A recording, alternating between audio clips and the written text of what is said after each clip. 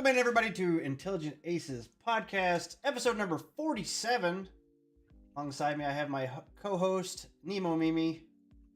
Good to see everyone again. Welcome in, Nemo. And then we have a new guest this week, Beef Curtains, my buddy Brad. That we talk. We're old men. We talk on Facebook about video games sometimes, back and forth. So I was like, I need to get him on my podcast. So welcome in, Brad.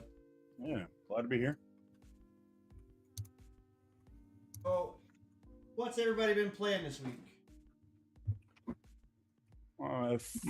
For me, it's the launch of Stalker 2. It come out yesterday, the 20th. So I'm pretty deep in that game currently.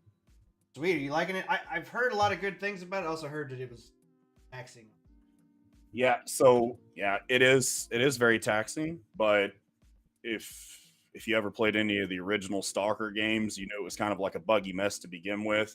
This is the same thing. It has some bugs and quirks about it, but for the most part, it's okay. I mean, I have no slouch of a PC, so it chews through it, but there's a lot of back-end optimization that they're going to have to do, and they know that they're going to have to do, so it's just going to be with time. Overall, good experience. I've never played Stalker, but I'm just gonna take a wild stab at it. Is it like Russian Fallout, basically? More or less, yeah. So if you played Escape from Tarkov, this was kind of like the predecessor to Escape from Tarkov. This is kind of where all of the ideas and stuff, the settings and everything, come from this game. So from my understanding, is it more like real sim, or if you get wounded, you gotta like bandage your? It's not that deep. You do. I mean, it's very similar. Like if you've ever played like Metro Exodus, it's very similar in that single player game. Like it's Chernobyl Fallout, but the guns and the ammo system and things like that are like Tarkov, where you have different guns, different attachments, and different ammo, and then bullets do different things. So in that sense, but it's not like Tarkov, where like if you get shot in the arm, you're busted and then you're screwed. You know, you can't aim correctly. It's not that deep. Actually, that sounds like a lot. I enjoy the customization parts of like Tarkov sim-like games, but I don't like the realism. Well, I don't like the getting shot 3 times and you're dead, and it takes you 20 minutes to get back into. Yeah. So this very much is fight in the gulag. Yeah, this is very much you get shot 3 times, you're dead. It is very much that, but it's a single player game, so you just reload your last save and keep going type thing. So it's not Tarkov where it takes forever to get back into it, but it is very brutal. Is it permadeath like where you lose all the shit you're carrying? No, by nature, no. You can play the game in a hardcore mode, and yeah, you're gone. But I'm not playing that way. I don't have big enough balls for that. Yeah, I feel that. I played Tarkov for a little bit, and then I don't know, like I couldn't get into it because I feel like I would grind in a specific spot, and like, okay, I've done the whatever the scabs or whatever, like NPCs you take control of. I grinded those for a while, and I was like, all right, I'll do some regular missions. Load in, headshot, dead. I'm like, well, fuck. Yeah. There's some sweaty people in Tarkov. That's for damn sure. I wanted to try Gray Zone. Never could get a gaming group. Oh, Gray Zone. No, I don't know, man. Like the older I've got, I can't tell you the last time I played Call of Duty or a game similar to. It's just, used to, I played back in Modern Warfare days, the original Modern Warfare. I was like competitive ranked and played heavy on that. And then it just got worse and worse to me over time. And I got to where I just got away from it. So games like Gray Zone and stuff really don't have a whole lot of appeal to me anymore. Yeah. PvP, I definitely don't like PvP. I think Gray Zone had the PvE aspect where you don't really have to fight, and maybe you can get in a server where there wasn't much PvPing. I don't know. Like, I figure there's still going to be sweaty assholes out there that would probably piss me off, but like, dodge him in the game. Yeah, any game like that. I've played quite a few of those FPSs that are like PvPvE, and those are okay. And I don't mind those, but I don't know. Just any game that is kind of Call of Duty esque inspired. It's just never been my thing. I don't, or I say never. It just I kind of lost interest in it, and because again with um, like the uprising of streaming platforms, it's great, and I have absolutely no problem with that. But it seems like it brought about. Obviously, people do it for a living, and so you bring out the best of the best people because that is their life and that's what they do. So you'll get a lot of what I just call sweaty people in a lobby because that's their job. You know, they have to be good. And so your casual people, it kind of takes away from them. I played the Modern Warfare 2 remake or something like that 3 years ago now, whichever one. I really liked it. Thought campaign was really good, and the multiplayer felt closest to the old school Modern Warfare, but with some of the newer stuff where like you could put all the attachments on your gun. If it had an attachment slot, it didn't take up like a fucking inventory. You put scopes and silencers and all these things, like you deck your gun out however you wanted to, without like sacrificing all of your grenades and shit like that. So your loadouts felt really good. The weapons felt really good, like the time to kill. Sniper rifle shot center mass would kill most people. Good.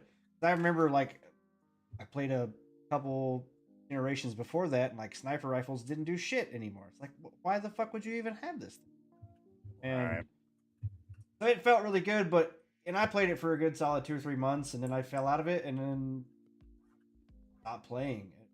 Got back to it, and then they dropped Modern Warfare 3, which they said they weren't going to do. They said that they were going to make it. They weren't going to do a yearly release. And then the next year so it's like, Yeah. Fuck you guys. And then all the bullshit with some of the other streamers that they were taking them down. Yeah. I was just like, you know what? Fuck Activision. I don't ever need to buy or play another one of their products ever. And I'm kind of getting that way. I'm just like doing checklists now, like Ubisoft, fuck Ubisoft. Oh, yeah, all man. These, I'm just like, they start putting out this shit. It's like, I ain't buying your fucking games no more. It's fine. I don't need to. And they wonder why like the piracy market has went through the roof over the past couple of years. And it's like you put out, trash games or stuff like that. People want to play and they want to enjoy, but they don't want to pay $70 to a company that, does shit like, Ubisoft is doing and things like that. So it's kind of a double-edged sword. So Stellar Blade is a 3D action. It was not really Souls-like, but there was like a parry system and stuff like that. And it's fun. It's not overtly hard, punishing. Yeah. There's a few bosses you have to don't do everything just right. They'll fuck you up, but at the same time, it was definitely very playable. That's my favorite AAA game of the year. So comparing that, did you play Black Myth Wukong? I did. Did you enjoy it? So I did for a short stint. It was very much like, of course it was a new game. We had kind of been stagnated for a while on anything new and decent. So I was excited. I bought it. Again, it was an extremely crippling game, to my computer, which kind of was a little offsetting, but I kind of looked past that, and to just play it, it was fun. But then after I beat like the first 4 or 5 bosses, it just seemed very repetitive. It was the same thing over and over. There was no new mechanics or anything like that. They kind of just grasped me to keep me going. I know that was a big thing for a lot of people, that especially like the whole Elden Ring thing, but it was not my cup of tea at the end of the day. But it was a great game. Graphically, it was good. And some of the stuff I actually enjoyed. The bosses, I actually thought the bosses were really fun. But the combat, yo, Bush, what's up? But the combat it did get repetitive. Yeah. Even as you leveled up and stuff. So I'm looking at my Steam right now. I have 28 and a half hours. And I quit. I was just like, I'm done. I'm bored. Right. It got repetitive. And to me, so the more I thought about it, the more I fumed about it. But I'm like, it's 35% of a game. A game like this, it's 35%. There's no traversal mechanics at all. Right. You have a jump. The jump is basically fucking useless. Correct. You're a monkey and you can't climb anything. There's no mantling or nothing. You know what I mean? Like, Yep. and then you have an extending staff. It would also have been a cool traversal mechanic. You could like pole vault across shit or whatever. None of that stuff. There's no puzzles or anything in the game to like break up. It's literally you run to a boss, you fight the boss, you run to the next boss, and then you search all of these branching fingered areas in a. It's not an open world. It's very much a makeshift. It looks to be an open world, but it's very on rails. And it's very linear. It gives you the false sense of open world, but it is extremely linear. Very invisible walls and stuff. Like the recent Final Fantasy games. Yeah, so I gave it. I was like, I'm gonna give it a 6.5. Yeah, so I will say, as far as like the company coming out of nowhere and doing what they did and what they made and the record sales that they made, things like that, I think it was an amazing success for them. And it kind of like shook, because you get these like massive companies, your Blizzard, your Activision, Ubisoft, things like that, and they put out these trash games that don't make sales. And then you get these small companies that come out of nowhere and just shit on everything. Black Myth Wukong being, I think it's the biggest game of the year, right? What was it? 2 point something million, was it? Yeah.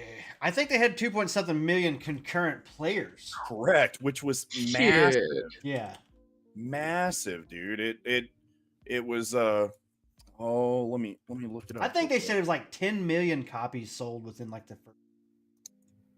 Yeah, 2.4 million concurrent peak. Yeah, which is that was astronomical. What was the old one? Well, yes, PUBG. And I even said like PUBG will never be broken. Nobody will ever come close to it.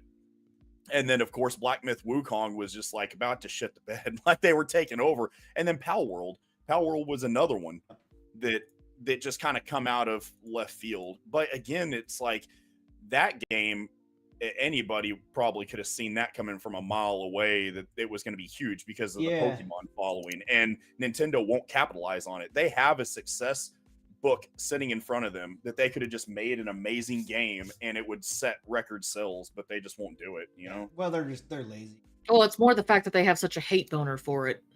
Well, so I was following Pal World, like I had seen a trailer months in advance, like 7-8 months, like a year prior or so.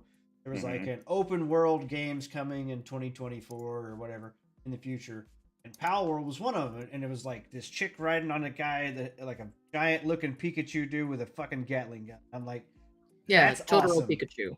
Yeah, I was like, that's fucking awesome. I cannot wait for that game. And then when it dropped, I played the shit out of it, and I enjoyed it a lot. Like I need to go back to it, but it's one of those things. It's like, there's other stuff that I can play. But I did actually enjoy my time with the game quite a bit. Multiplayer kind of sucked because the server situation was kind of shit. Unless you paid for a private server. Right. You played with your friends on like a public joints, like I guess through your whatever. It lagged really bad. Okay. That was kind of a lot of those games like Valheim and things of that nature, right? Typically Valheim, Ark. Yeah, those are horrible if you play public, and I don't know why, but we typically I'll either host my own server and run it, or I'll rent one, just for that fact, just a private server for 3 or 4 people to play, And they're not that expensive, but yeah, that's nah. I did do Conan Exiles quite a bit, and you were playing the public servers on it, which was like 25 or 30 cap players in the whole map, and they ran fairly well. They did have their hiccups, but for the most part you could run. I looked it up here. Black Myth Wukong sold 20 million copies in its first month. That's wild, It's dude. insane.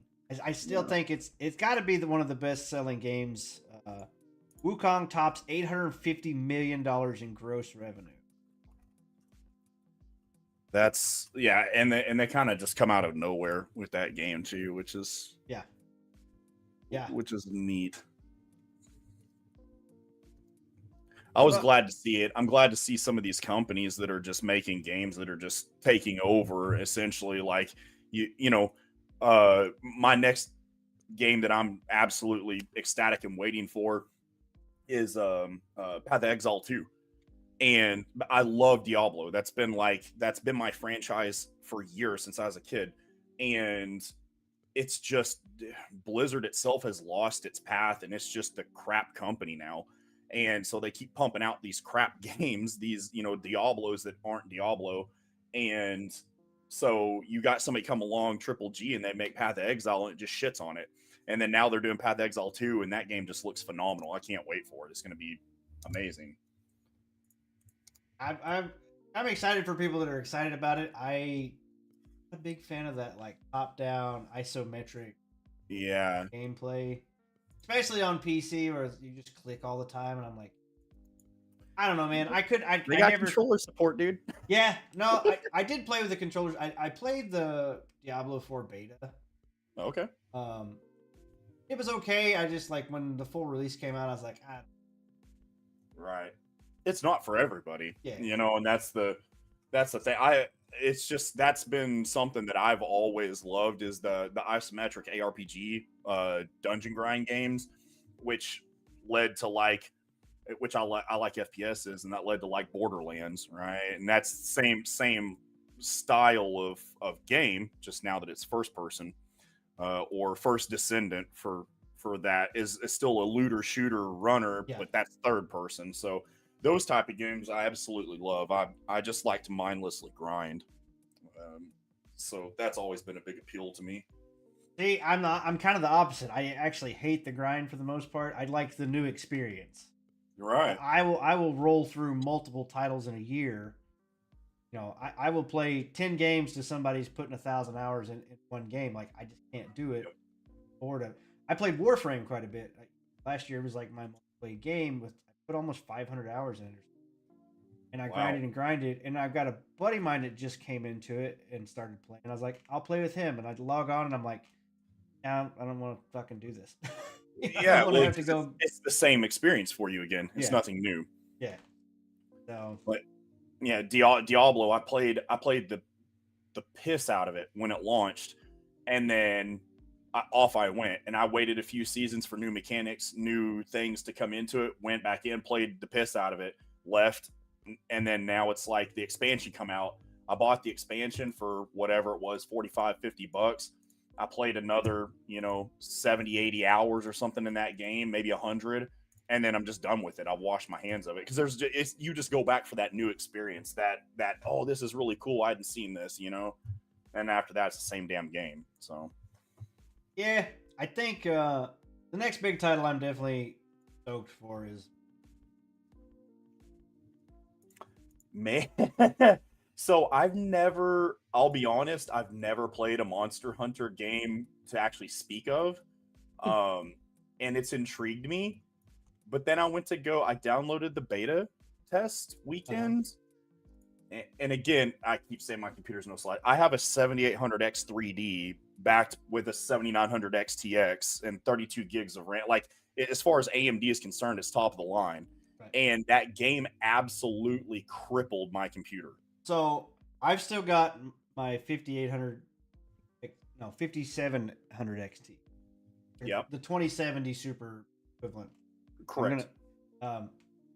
Still got that GPU. I've got the 70. It's a Ryzen 7. I don't remember what it's, the 3700 something. I don't remember the number of it. And 32 gigs of RAM. When it first loaded in the first cutscene, it looked like a fucking PS2. Oh yeah. And I was like, what the hell? So like I skipped through it, got to a point where I had to like quit the game, log out, and then come back into like the main screen where I could get to the options. Then I went in and started fucking with my graphics setting. I got the game to look and run as good as Monster Hunter World did. It I could see all the details of everything. Now, maybe some of the fur didn't move like it should if you had a top of the line GPU or whatever. But as far as like being able to attack, I didn't have any frame rate issues. But I had to fuck with a lot of settings because it just didn't adapt. You know, most games will do like, oh, this is your recommended. We'll give you this. This one just went fucking jack shit. Like fuck everything super low, and I'm like, Right. that's not right. Yeah. A lot of these games, a lot of the new ones, Space Marine that launched, Stalker 2 now, First Descendant, a lot of these games, these new games are all utilizing Unreal Engine 5. And Unreal Engine 5 is just like, sure, it's beautiful to the eye, but it runs like absolute dog ass. Dragon Age Velguard is another one. It runs like shit. I've noticed that it's starting like I don't think the some of the first Unreal 5 games did that, but like I've noticed all of the ones that are out now have definitely been they don't run well. What's up, Because they Ventress? keep What- adding more shit onto an already teetering tower. Yeah. Well, they're leaning heavy into upscaling. So like your DLSSs, your FSRs, and now they're getting extremely lenient on frame gen. And I absolutely hate frame gen because it just like, sure, you're inserting fake frames, but it increases your latency. And so like if you're playing a first person shooter, for instance, man, latency is everything. And so you may be running 120 frames a second, sure, but you're actually only running 60. And so your frame timing is now like 30 milliseconds as opposed to being 15 if it was 120. So there's a huge difference. And it's just, I hate, certain games, if it's a slower paced RPG, it's no big deal because you're not needing to be competitive. But if you're playing anything that's fast paced and you need to be accurate, man, it don't work well. Well, even like Black Myth Wukong, I didn't mess with the settings. Mine looked really grainy. So like Yes. it has that like AI frame generation bullshit or whatever. Like I should have went in and turned all that crap off. Dude, because it don't matter. I run it at 4K Ultra with nothing and it's still grainy. Really? That's how the game is. Yeah. So that was me. Like I played it, and the thing is, like for games like that, you needed to be frame perfect for parries and dodges and stuff like that. And if you lag just a little bit, so even like first person shooters is one thing in a competitive sense, but like in a game that's supposed to be hardcore where you have to like dodge and counter and all these things perfectly, you can't do that if the game doesn't do it. That was my biggest deal with like the Jedi Fallen Order, the first one. I think it was whichever one. And then I bought it and played it, and it ran dog shit. Yep. I think like I came back to it months later after EA had patched it and started playing it. It was fine. I was able to actually game, but that was another thing. So like after Jedi, I was like, "Fuck this!" And I swore off EA. I'm not giving this. Not buying this shit anymore. Yeah. EA's their latest Star Wars game is just it's absolutely atrocious as well. I mean, it's some of the worst mechanics that I didn't even like go about obtaining the game in a non-legal format. We'll just say that. Right. I didn't even Can want you it even really installed. call it a game though when it's that fucking empty? Yeah, right. Yeah, Now, It's just kind of like a really badly done walking sim. yeah. So which one was that one? The EA Outlaws, isn't it? Yeah. Outlaws was done by Ubisoft. But is it? I thought that was an EA title. Piss is still piss. Oh yeah, you are right. You are. Well, see, that was the weird thing, and that was why I kind of had some hope for Outlaws before. This is like long time before, because I did actually like Ubisoft thing came out. Well, there was when I heard that Ubisoft was going to be making a Star Wars game, because EA had the contract or whatever for years, and they were the only ones producing Star Wars content. And then like Ubisoft gets it, and I'm like, okay, finally, somebody else is going to do it besides EA. EA had a bad track record. And Ubisoft at the time did not have such a bad track record. Now, Mhm. since then, did fucking Skull and Bones. They did the X Defiant thing, which I played. It was okay, kind of boring. It Right. ran well though. Then the Star Wars Outlaws. When I saw the trailers for that, it was like it was Ham Solo, and I'm like, why the fuck would you do it? And then they're like, and then you can play. Here's Jabba the Hutt. He's locked behind a $10 extra DLC content you got to buy, but here it is in the fucking trailer. It's like, what the fuck is this? And then just monetize the fuck out of it, and I'm like, nah, I'm out. And then the Assassin's Creed Shadow kind of slammed the final nail in the coffin for these motherfuckers, man. Like, huge Assassin's Creed fan. Been wanting them to go to Japan since I first started playing Assassin's Creed. And all you had to do was make fucking assassin ninjas. What the fuck? Why did you put a black samurai in this game? Why? What the fuck were you smoking? Why? What it was black samurai in it, dude. That's like not even thematical to it. And then they've got this like they try to made like an oriental trap music to play to it. It was just it was so weird. It was just so weird.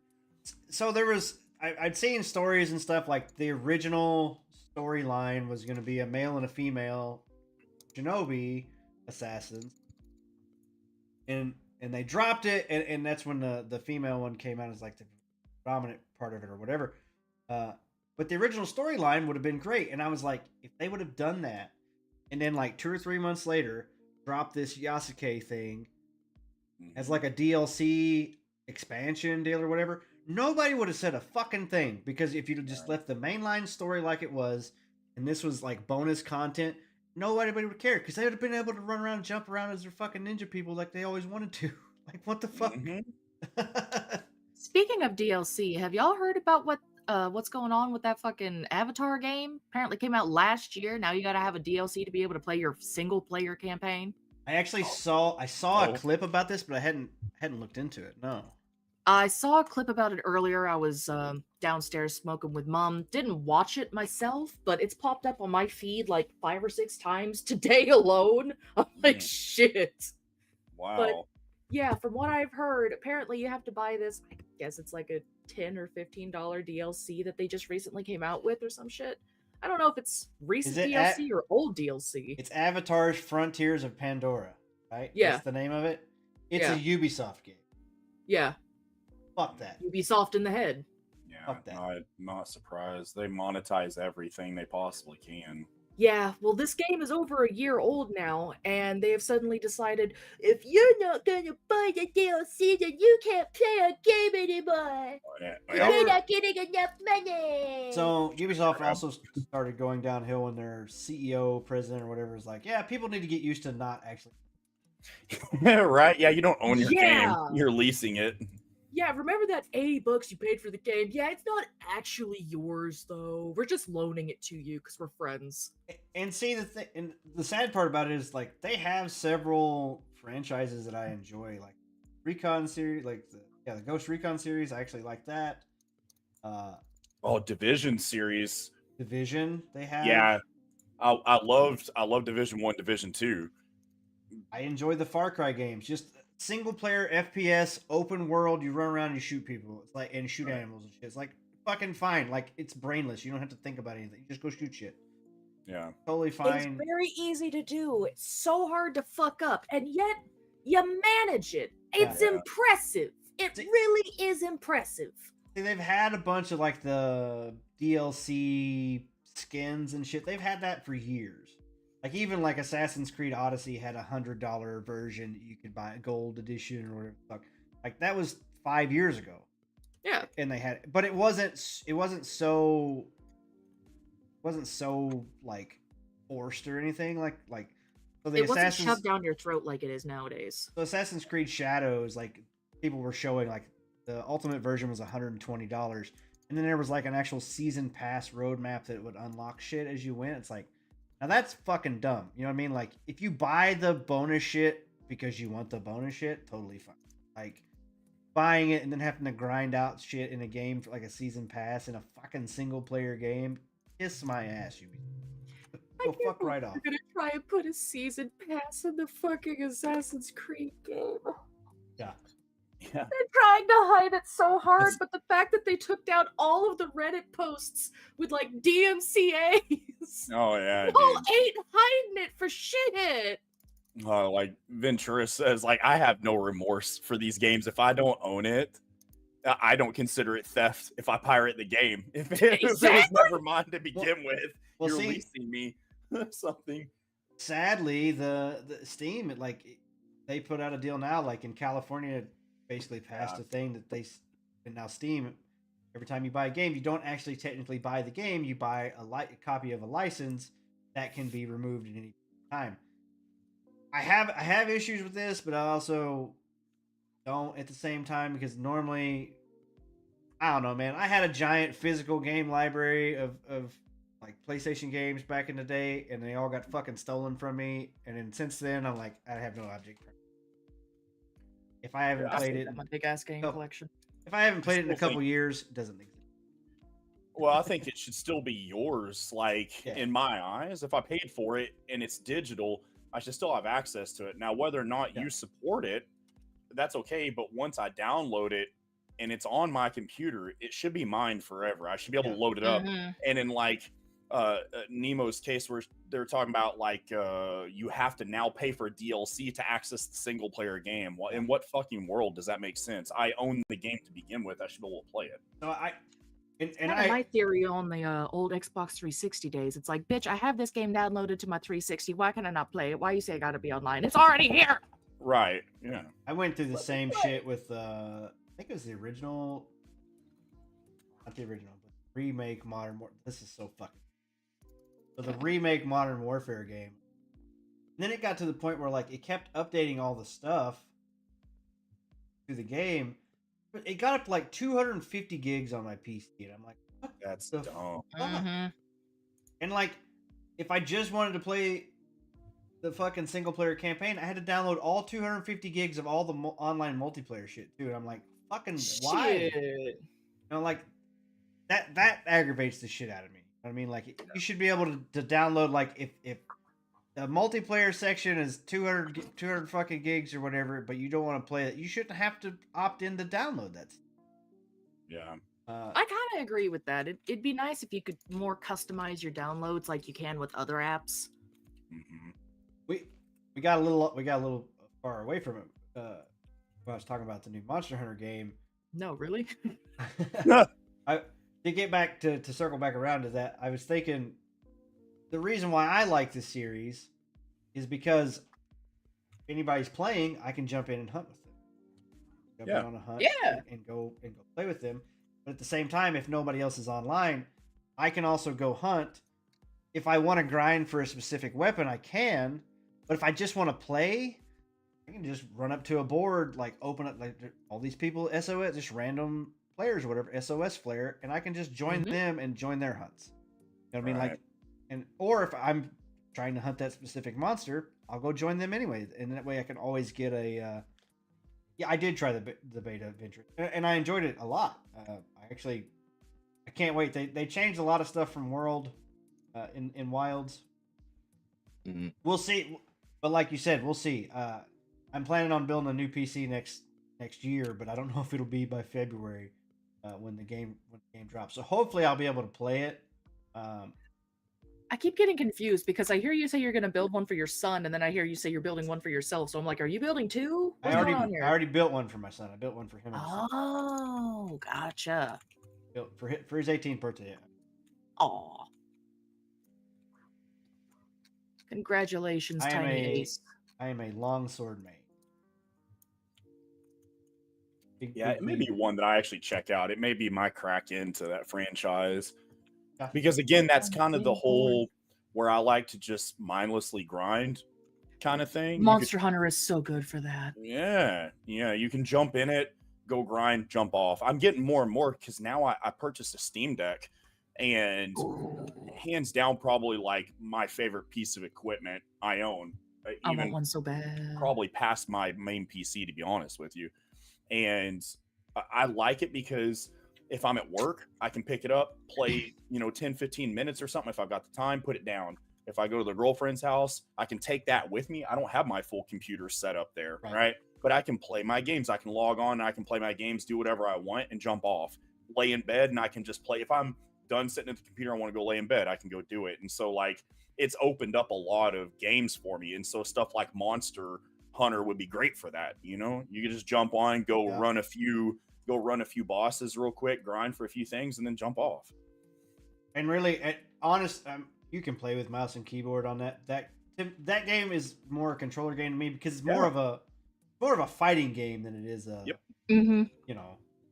And that's why I like about it, because there's 14 different weapons that each have vastly different play styles, and you have to learn all that stuff. And then, but you don't have to play all 14. You could pick your favorite 2 or 3 and just stick with those. You know. Yeah. I really enjoy it. I think it's really fun. And Capcom they still have problems. They're getting some Western influences, but Capcom is still one of the only ones holding strong as far as that goes. We'll see what happens. Like, it could get worse. They've made some shitty decisions this year, but cross my fingers of the big publishers. Yeah, about the they're only still one holding. Left. Yeah, they're still holding strong. And it's like you got very few of the OG developers and publishers that are still holding true. Yeah. And then now it's like all these new indie developers that are coming in, or you get from major companies and from the OGs, and then they'll split off and they'll leave those companies to try to make their own. And those we're getting good games out of those. So to see like OG companies, developers, and publishers hold out, stay true is awesome to me. I wish they continue that, but well, they're still mostly Japanese, but there is talks that where you know, so there's some Western influence stuff that's start, because you're starting to see some censorship in some of their games and stuff. Right. That's the unfortunately the crack how these weasels get in most. Yeah. Well, don't censor the titties. These blue-haired land whales that let's be honest. I've seen what they did to some of my girls on Final Fantasy. That remake, as much as I already don't like it, why'd they have to take away her tits? Like, damn. Well, they censored one of the. It wasn't Street Fighter. It was one of their other fighters. I think it was King of Fighters. King of Fighters, yeah. I'm sad because that was my favorite game as a child. That and SoCal. They wound up going through and downsizing a lot of their tiki-tatas and giving them extra clothing and stuff. And I'm like, bitch, it's been the same since I was like 5. Just leave it the fuck alone. It ain't killed nobody yet. Leave it the fuck alone. Well, unfortunately it's ugly women that bitch about it the most. Bitch, I'm an ugly woman. I'm an ugly woman, and I'm bitching because I can't play as a hot chick with big titties and beat the fuck out of someone. Let me do that. But you're also not completely retarded. Yeah, it depends. Semi-retarded, not completely retarded. Depends on the day. You're not. You haven't drank enough of that hair dye Kool-Aid to fuck you up. I'm convinced it's the blue hair dye that's completely. Yeah, every one of them have fucking blue hair, dude. I don't know, man. I've tried blue hair. It doesn't really look good with my skin. I normally dyed my hair black. Can't even do that anymore. So we were talking about game companies and stuff, and this kind of leads into this article here. From Software owner Katakawa acknowledges takeover interest from Sony. So this is bad on other fronts besides just the video game industry.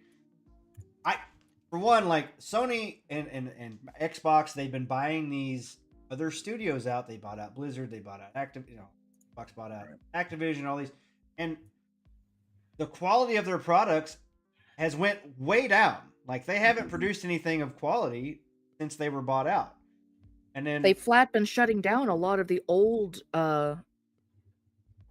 studios and shit because a bunch of layoffs and stuff, yeah.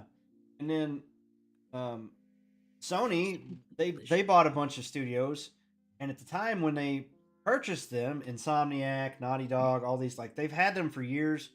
The big title shift for Sony was in 2016 when they moved their headquarters to California.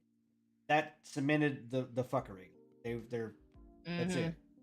That's when they Sony. went full woke. So the worst part about this is Katakawa more than FromSoft because the anime market. So Sony already owns Crunchyroll and Funimation, the two biggest ways to get anime in the United States. They also own Amniplex, which is a major studio in Japan that produces anime. It's one of the top three. Aniplex, Katakawa is the second one, and Viz are the three big ones. If they own two of the three, like that's you're basically just eliminating all of competition, period, and monopolizing things, and then also putting your Western censorship bullshit on it, creeping into anime more so than what it'll do the games, and then also back to if they buy this, I'm not sure the quality is going to get better. I'm not sure we're going to get better games from. I'm so confused on how they're able to do that because, as I brought it up last time when we were talking behind the scenes, isn't there some kind of rule in America? You cannot monopolize a whole thing. Google got in trouble for this shit just recently. But I don't know how it works for a foreign company. But Sony's in California and they're buying it out. But they're buying a Japanese. They're buying out. Yeah, exactly. That's what I'm saying. They're Microsoft.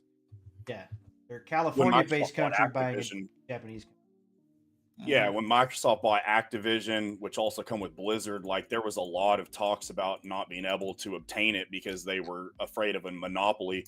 But in the end, it all comes to who's lining their pockets, and big corporations like that are in people's pockets that make those decisions, and they ruled in favor of Microsoft to go ahead and buy it. And it's weird how they get around it, how they can like split companies out, even though they're still owned by a parent company. They split it out, and on the books it looks different, and all that shit's really wonky. It's well past me how they get around it, but they have ways around it. That's it's crazy. This is an all around bad deal. I wish Sony would stop buying shit. Obviously, big company is going to big company. They're going to try to keep making as much money as possible. Sony has run into it, and I've been arguing with Sony ponies, my former colleagues, Sony ponies, because I was a big PlayStation guy up until I really got into the PC stuff. I have been counting Sony L's all year long, and then a lot of people have been saying, "What L's? What L's?" And I'm like, dude, all of the shit that they've done, it's shady and scummy. And I don't know how you don't see it. Like they put out they've had a couple good titles. Stellar Blade was like a good decision, but then that was also kind of rocked with. They immediately censored it right as it came out. Like here was, if you bought the game physically, put the disc in, did not connect it to the internet, you could get these outfits that were not censored that showed more cleavage or whatever.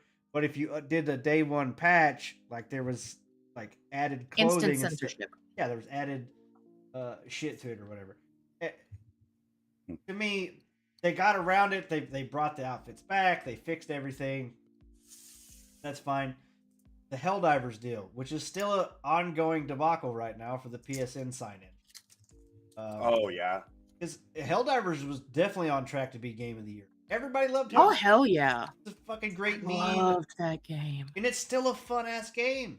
Mm-hmm. But the community managers, the fucking CEO and PlayStation were all desperate to fucking make all the players hate it. Yeah, they kind of shit the bed on that one. Yeah. They were desperate because, like, every time people would get into, like, it's a hard game, right? So when you get into a groove of finding something that makes the game a little bit easier, well, you play with the meta weapons because the harder missions and stuff like that, and they're like, too many people are playing with this weapon, so we're gonna nerf them. Like yeah, I'm all about like seasonal meta changes. I think that gives that whole new feeling. Yeah, you go learn a new weapon, but you can't just like take something that allows people to push. what is it that, you can't remove the fun. So if this season or this meta currently, X gun is really good and everybody's having fun with it, and you go and nerf it, there's no new fun. So, but if you change X gun from being fun and now you've made it Y gun, then sure, you still left fun on the table, but you just shift up the meta. You can't take people's fun away. That's why they play games, is the fun. Well, goddamn, they've been trying to do that ever since they started working on fucking Dustborn. That was a... There's still people wanting me to play it, Maine. You'd be literally the only person. Steam charts, I think the last time the Steam charts, there was fucking one person playing that game. All-time They keep peak. threatening to send it to me. All-time peak. Oh, that's that triggered game, isn't it? Yeah, Like, you get the yeah. options to be triggered. Jesus Christ, bro. All-time peak players of that game, 78. What the hell? Literally dozens of people played the game. I hope games like that, man, like this is why, like, I go woke, go broke kind of shit. Yeah. I hope games like that, they keep hemorrhaging money, and you just keep shitting the bed, and all these developers, all these DEI people just keep getting fired, and they realize, holy shit, maybe we shouldn't do this. You've got games that come in like Baldur's Gate that just don't give a fuck about. So Baldur's Gate has some modern aspects to it, if you will. That's the nice way of saying it. But it was done very professionally, and it's awesome. Everything about it was awesome. And I'm not a Baldur's Gate fan. I don't really like turn-based games, but that game floored me. It was absolutely amazing, even with whatever context that they put in it. And it was fine. But then you get games like this Dustborn, where it's just hardcore, or Concord, or Dragon Age Veilguard, for that matter, right, dude? You had a blueprint for probably one of the largest games that could have come out this year. Like, it could have been in the running for Game of the Year, and you just shit it out with all this wokeness, and they just... You get what you deserve, I suppose, in my eyes. I hope you spend hundreds of millions and you lose it. So the trans, I guess she's the producer or whatever of Veilguard, Corey something. The thing with the blue hair. The thing with the blue hair. It's a trans person that was leading the thing or whatever, and it's total self-insert shit. And then now I'm seeing things like, if so, you watch all the cringe things about when the non-binary person comes out to their parent or whatever, like, I'm non-binary now, I go by they them or whatever. Like, right. The mom was like, what does that mean? Then they get mad. Total, that tracks.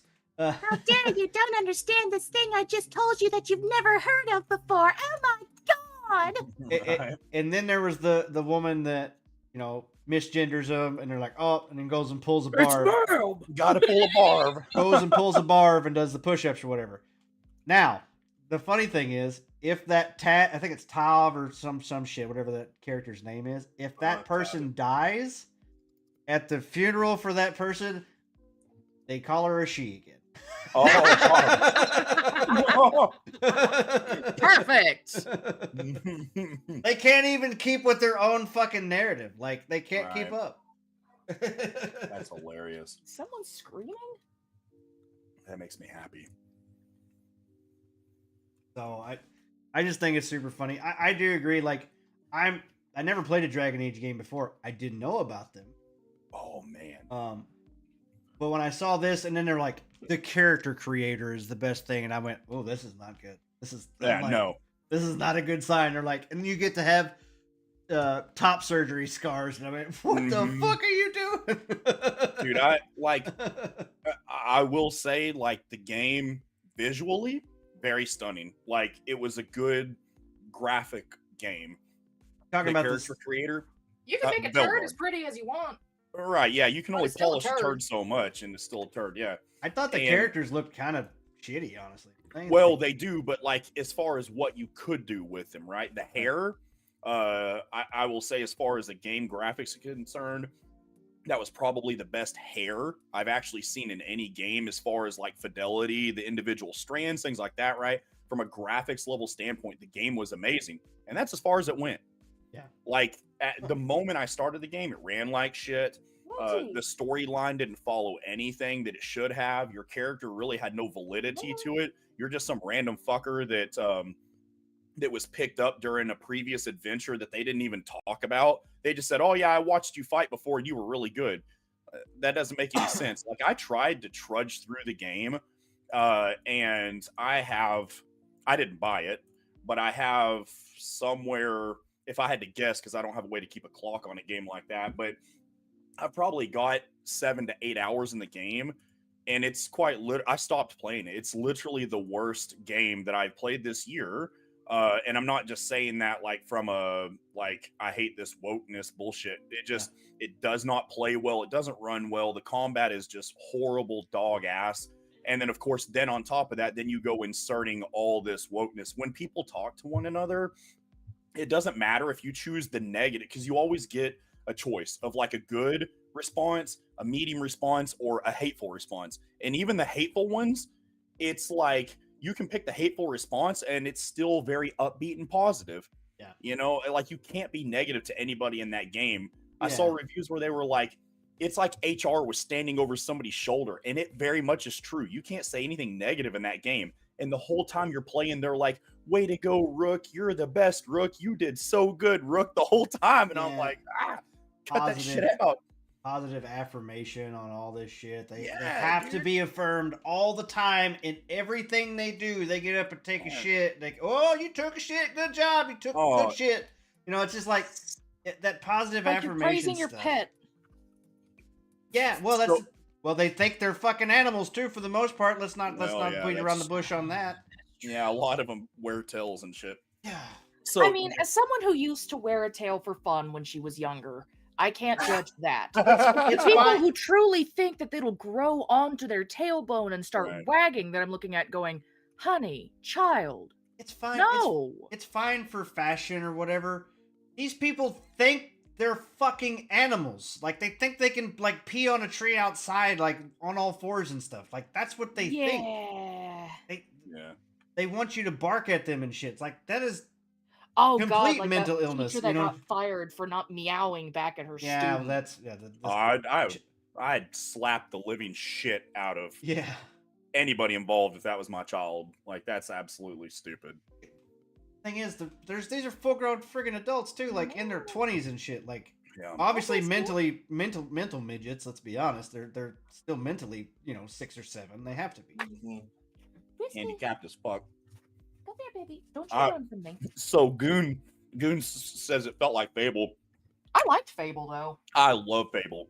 I think he was saying how kind of cute, clean cut and cute the characters were. Neutral? No, I think the character designs maybe. I did notice that I did see side by sides from like Inquisition to this one, and they definitely felt softer, like a softer tone to them. Well, the only one like Varric, I will agree. Varric's character come over okay. It looks like he's aged some, which he should have, and like that character looked good. They kept that, and that's Solus, of course, looks like Solus, but Solus doesn't really exist in the game. He's like they took Solus completely out, and he's a major part of the game. He's supposed to be like the main negative character at the beginning, and then he just kind of disappears. So I hated all that, man. They botched that fucking game to no end. Yeah, well, yeah, and like I said, whoever got that person that got in charge, because like didn't the other previous ones like you could load in your previous saves and like the choices you made? Your choices fucking mattered. Yeah, well, this one mattered, and if you picked to be negative to somebody, you did. Like your negative selection was, dude, some of the shit was pretty raunchy.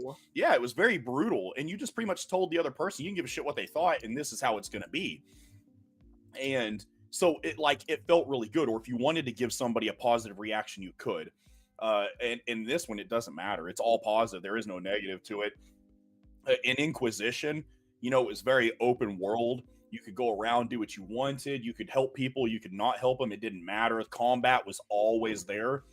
I'm like I said, I was somewhere around 8 hours into the game. I can probably count on all fingers and toes the number of fights that I've been in 8 hours of playing that game. It's I just might it's have to nothing ask but where dialogue. you found your copy on the beach. Well, Not on stream, dear. Not Yeah. on stream. But I'll have to Yeah. ask you, what beach did you find your game at? well, yeah. I mean, if you're familiar with torrenting, Oh, yeah.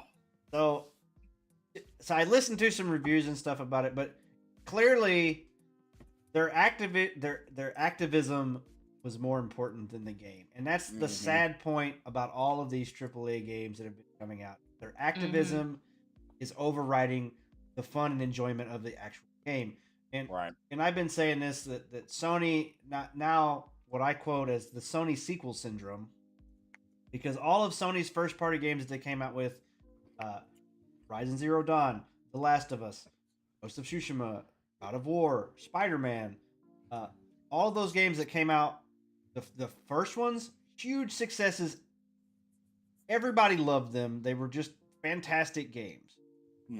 Their sequels all failed to follow up. Every single one failed to follow up. And like Spider-Man failed. Like, how do you mess up Spider-Man? You had literally the same models and everything. The only thing you had to do was make them dance to a different tune. And you still fucked up. But yet it cost it 3 times as much. That's another thing. That's another thing I want to know. Where the fuck did that money go? I've been trying to do a YouTube video about it, but I keep getting distracted. But I went through and listed all of these games. So Horizon Zero Dawn had a budget of $80 million. Wow, like- that seems small for that game. Yeah, the first one. Mhm. Second And one, it was a beautiful game. the second one, $240 million. 5 years later. Yeah, inflation, man. That's not inflation. That's DEI. Well, yeah, it's DEI. You're having to pay for all of this. It's embezzlement. all let's be these- honest.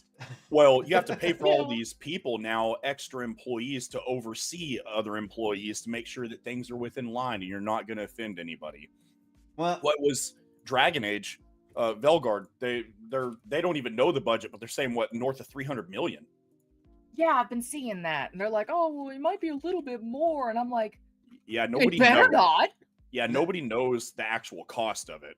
that's where And that is just insane. where we're getting into that's where we're getting into crazy territory. Like Concord was a $400 million loss. Oh And yeah, didn't that one also have I don't remember if it was just Dustborn that had taxpayer dollars in it. Dustborn oh Did yeah, it have that as yeah. well? It had government funding. had government funding, but I think they proved it didn't have any United States government funding. It had Sweden and like a couple other European countries. I think they disproved that it had United States government funding. I'm not 100% sure I heard that. And then but Concord was an 8-year process. They released it. It was on the market for 14 days, and they pulled it, and it cost them $400 million. Yeah. So that fucking that shelf life. I'm sorry. Yeah, dude, it was pulled so fast. That shit was hilarious, man. It And was they born, refunded played, all and dead these within 2 copies. weeks. I don't know why. I don't know why they even released it, let alone tried to sell it, because I don't think the trailer that came out. I think it was last year's Game Awards where it was kind of announced, where it was kind of the world premiere or whatever, and they showed that like Guardians of the Galaxy style trailer, and everybody was like, "This is mid as fuck." Like, Yeah. nobody will want to play this. We already have loads of team-based competitive shooters that are free. Why would you go pay for another game that's loaded full of that bullshit that it was doing? 2, had horrible gameplay mechanics. Like, it was ultra slow, really crappy mechanics as far as like movement and shooting and things like that. You know, why would I pay for that when I could go play a far superior game for free?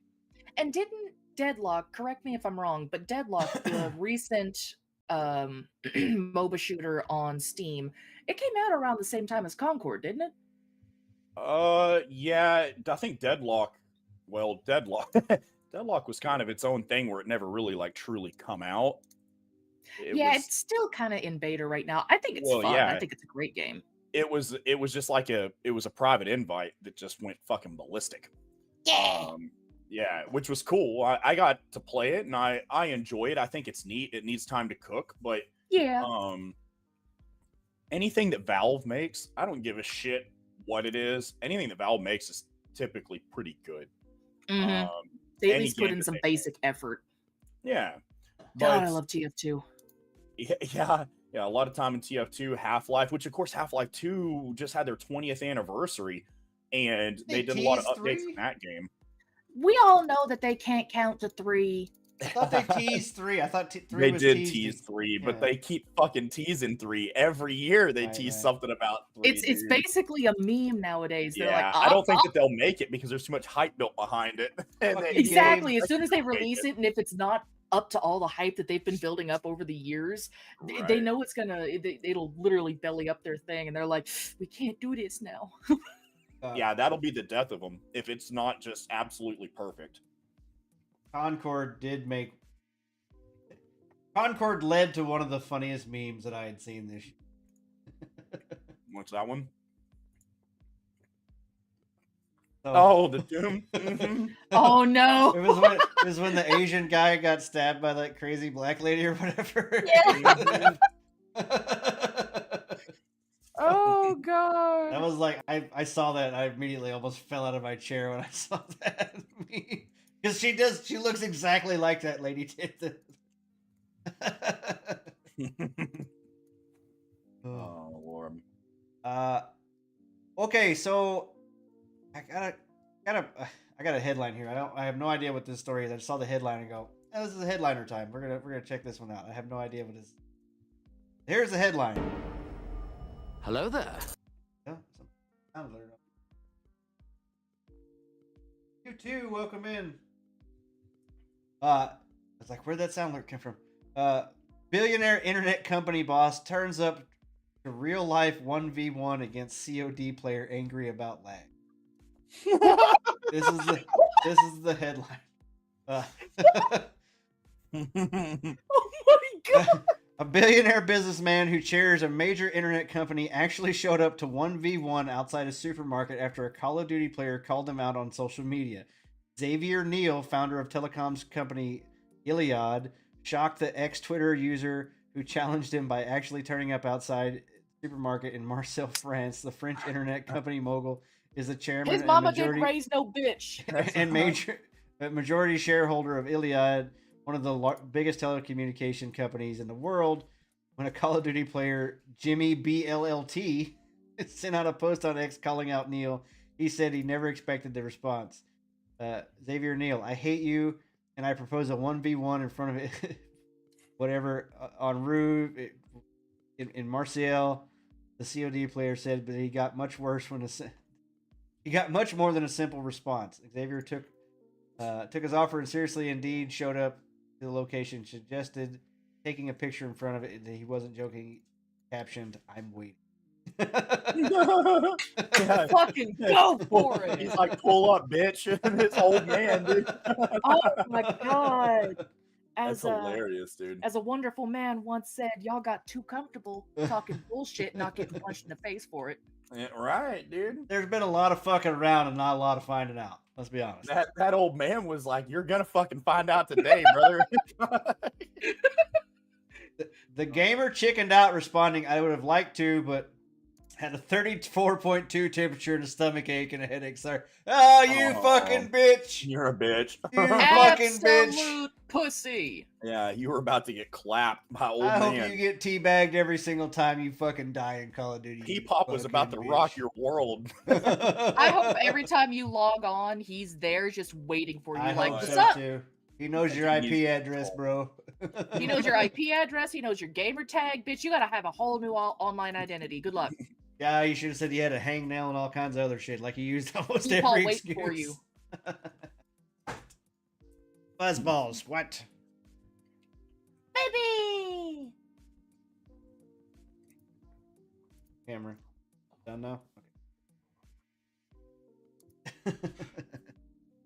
Anyway, that's our headliners for today. I love reading these headlines. I'm like, this is interesting. That's pretty cool. So let's check out. I'm gonna preface this right now and say I'm not gonna watch the Game Awards. I'm gonna watch I'm not. I haven't watched them in years. I'm gonna watch a pirated version of the trailers they released. That's it. Hey. Two shits less about actually watching. The I didn't award even know the ceremony. Game Awards was coming out. So we're gonna check out the nominees because it's kind of fucking ridiculous. I've heard that one is making everyone on the woke side kind of aggressively shit their pants, and it's the fact that I think that Black Myth Wukong wound up getting a endorsement to be Game of the Year. Damn, bro. Balatro is on Game of the Year? Yep. Hell yeah. Balatro game. This is a card game. I have no idea what. I know it's a card game. I have no Dude, idea. what it Balatro is the shit. Really? That was my first Steam Deck game that I bought. Everybody was like, "You got to buy this. You got to buy it. It's built for the Steam Deck." I put so much damn time in that game. Really? It's sickening. What did it Yeah. do? It's just so I'm a huge roguelite or roguelike fan. Oh that man, genre. I fucking love roguelikes. Yeah. This is a roguelike card game. Hey, yo. And it seems absolutely stupid at the face value because you're literally just playing poker, 2-pair, 3-pair, full house, 4 of a kind, whatever.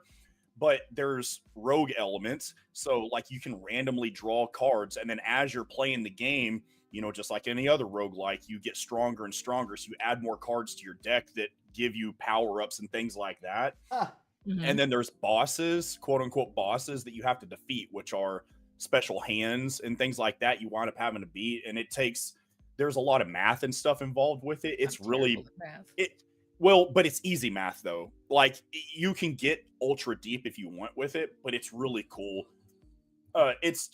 It's a neat game to just pick up and play. And I recommended it to a few friends, and they're like, what the fuck is this or whatever. And they wind up catching it on sale, and they wind up getting hooked to it. And they're like, I can't stop playing it. I actually have to check it out. It's very neat. Yeah, so cool. Well, yeah, okay. That's a glowing endorsement because I honestly had no idea what the hell this game was, and I know a lot of people even were. heard of it. A lot of people were aggravated that a card game got on Game of the Year or whatever. But now that you've explained it to me, it sounds more like a game. Mm-hmm. So that's pretty neat. I'll have to check that one out. Yeah. I know Astrobot got a lot of praise as is a cool 3D platformer with a bunch of PlayStation nostalgia. If you own a PS5, that was the game to get this year. I still haven't bought it yet, but maybe I will. Black Myth Wukong, like I said, I totally understand why people love the game. That they're really into that whole Souls-like shit or whatever in the boss fights. Totally understand why. Personally, for me, I don't think it's Game of the Year material. No. And then we have Shadow of the Erd Tree, a DLC expansion as a Game of the Year. That's really not a game. Right. An expansion to a game should not be on Game of the Year as a nominee. That I can agree with. I just don't think it is.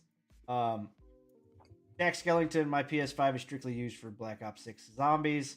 Why are you playing Black Ops, bro?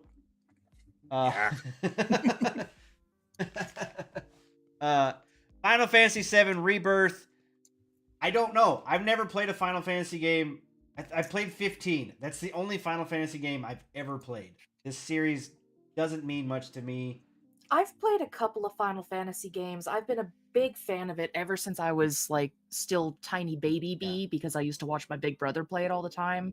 Started on like Final Fantasy 2 and 3, so little squashed fatty sprites, love them things. I got another gamer buddy of mine, Swoop, who's been on the podcast before. He absolutely loved. He said between his game of the year before all these awards and stuff, his game of the year was tied between Black Myth Wukong and Final Fantasy. Final Fantasy VII is like, it has that whole the rebirth. It has that whole Pal World aspect. It's capitalizing on nostalgia. Yeah, and so Final Fantasy, all of them up through 6 were all 2D side scroller sprites.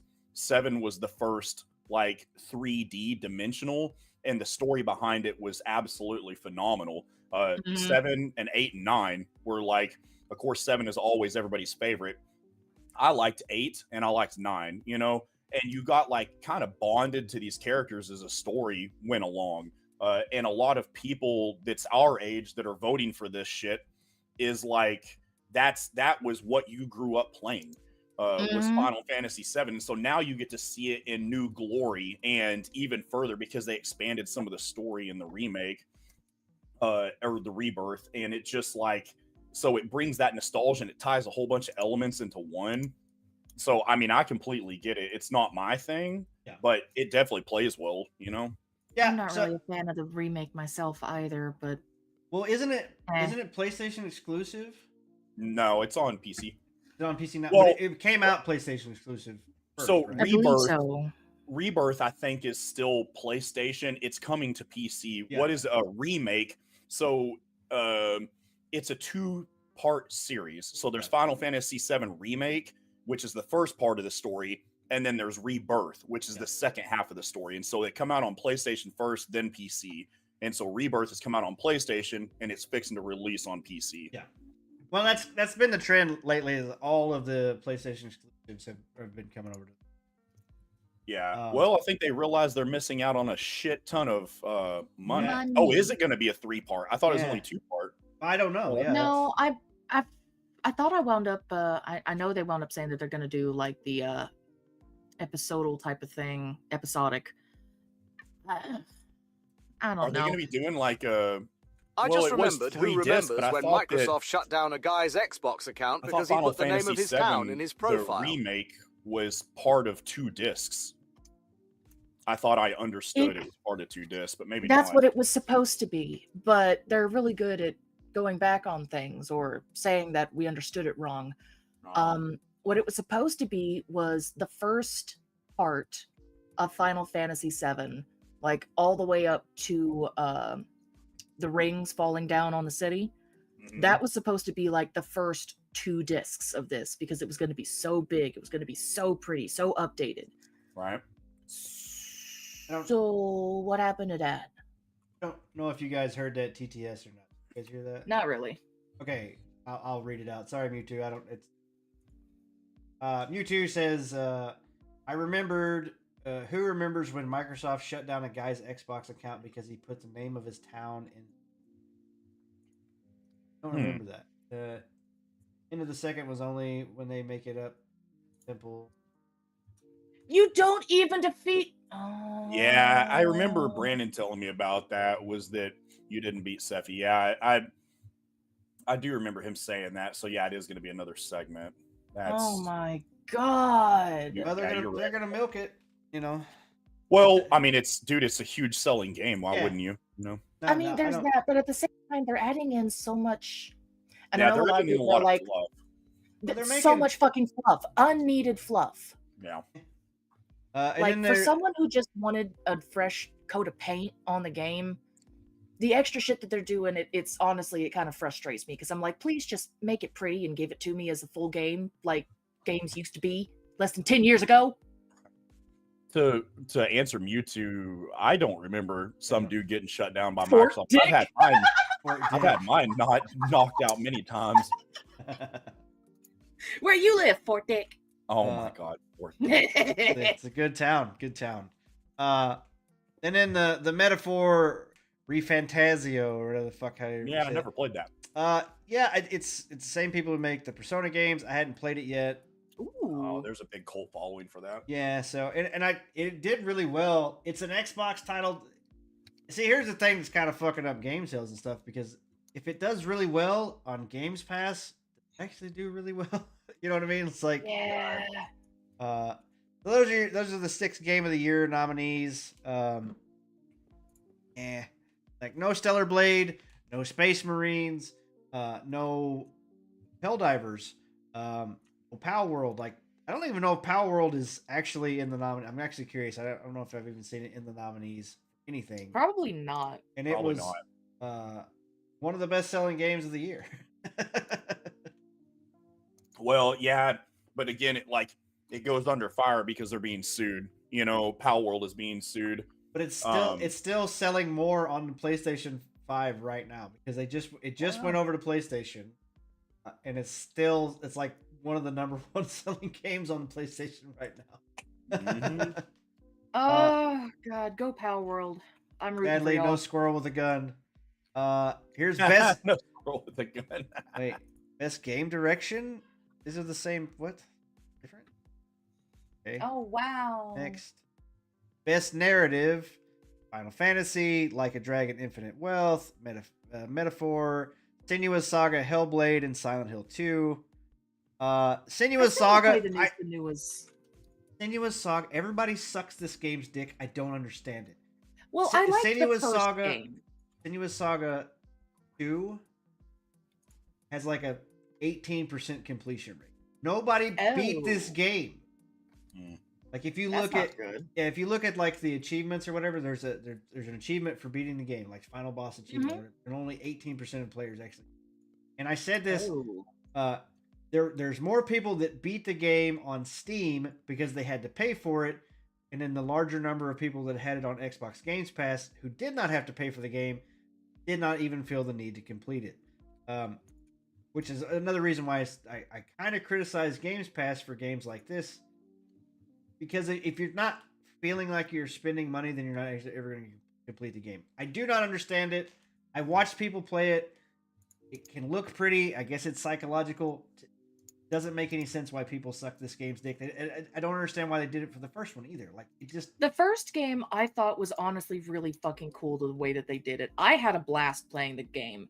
It truly made it feel like if you died so many times, your character would be taken over and you'd have to start from the beginning. It had, I thought, a really cool story behind it. I don't know. I enjoyed it. It turns out that the whole ink thing on your arm is a big fib, but it made you not fucking die. As a point of contention, though, here Silent Hill 2 is in for best narrative. I actually have another here. Silent Hill Remake 2 launch sales are dragging behind remakes of Dead Space, and I am hearing that this game is not selling. I'm not surprised because they changed so many things for the modern audience. Do you know that's not a real thing, game devs? The modern audience is a fictional character, kind of like a unicorn or all the characters that y'all keep coming up with because nobody wants to play as them. Yeah, Stellar Blade and them are they're another category. So we're gonna keep these.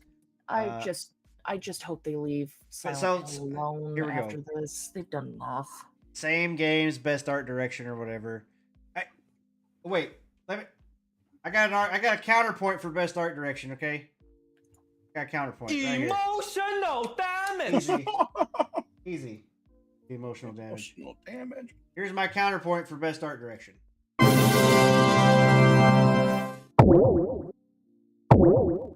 Okay, counterpoint made.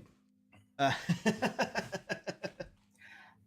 thing that I'll admit, I always kind of get frustrated with the Game Awards. Why can't y'all pick? Why is that one game always got to be on every single fucking list? Yeah. It's kind of like with raffles. With the raffles that I have, I make it to where if folks win something, you can't win 2 games because that's not fair. Stellar. So Black Myth Wukong, like I said, was a pretty game.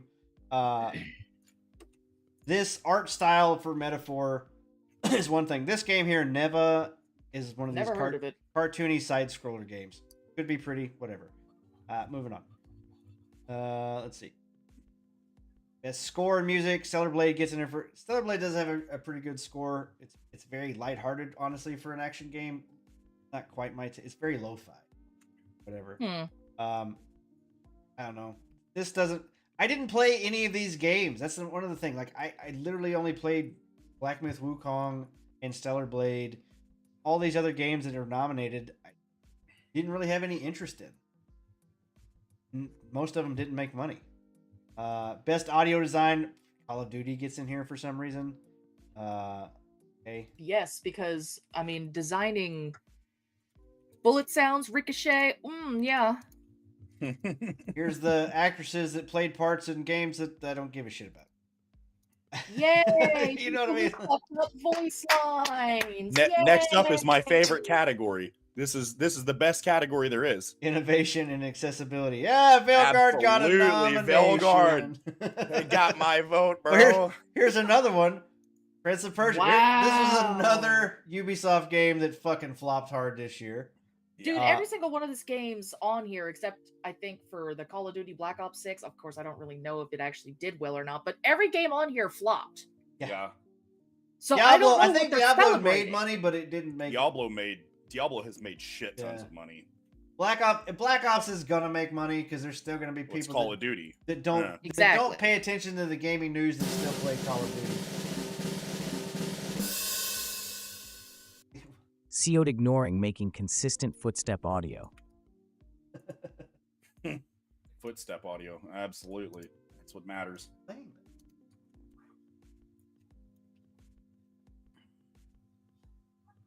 Okay, I didn't even know I had that one set up.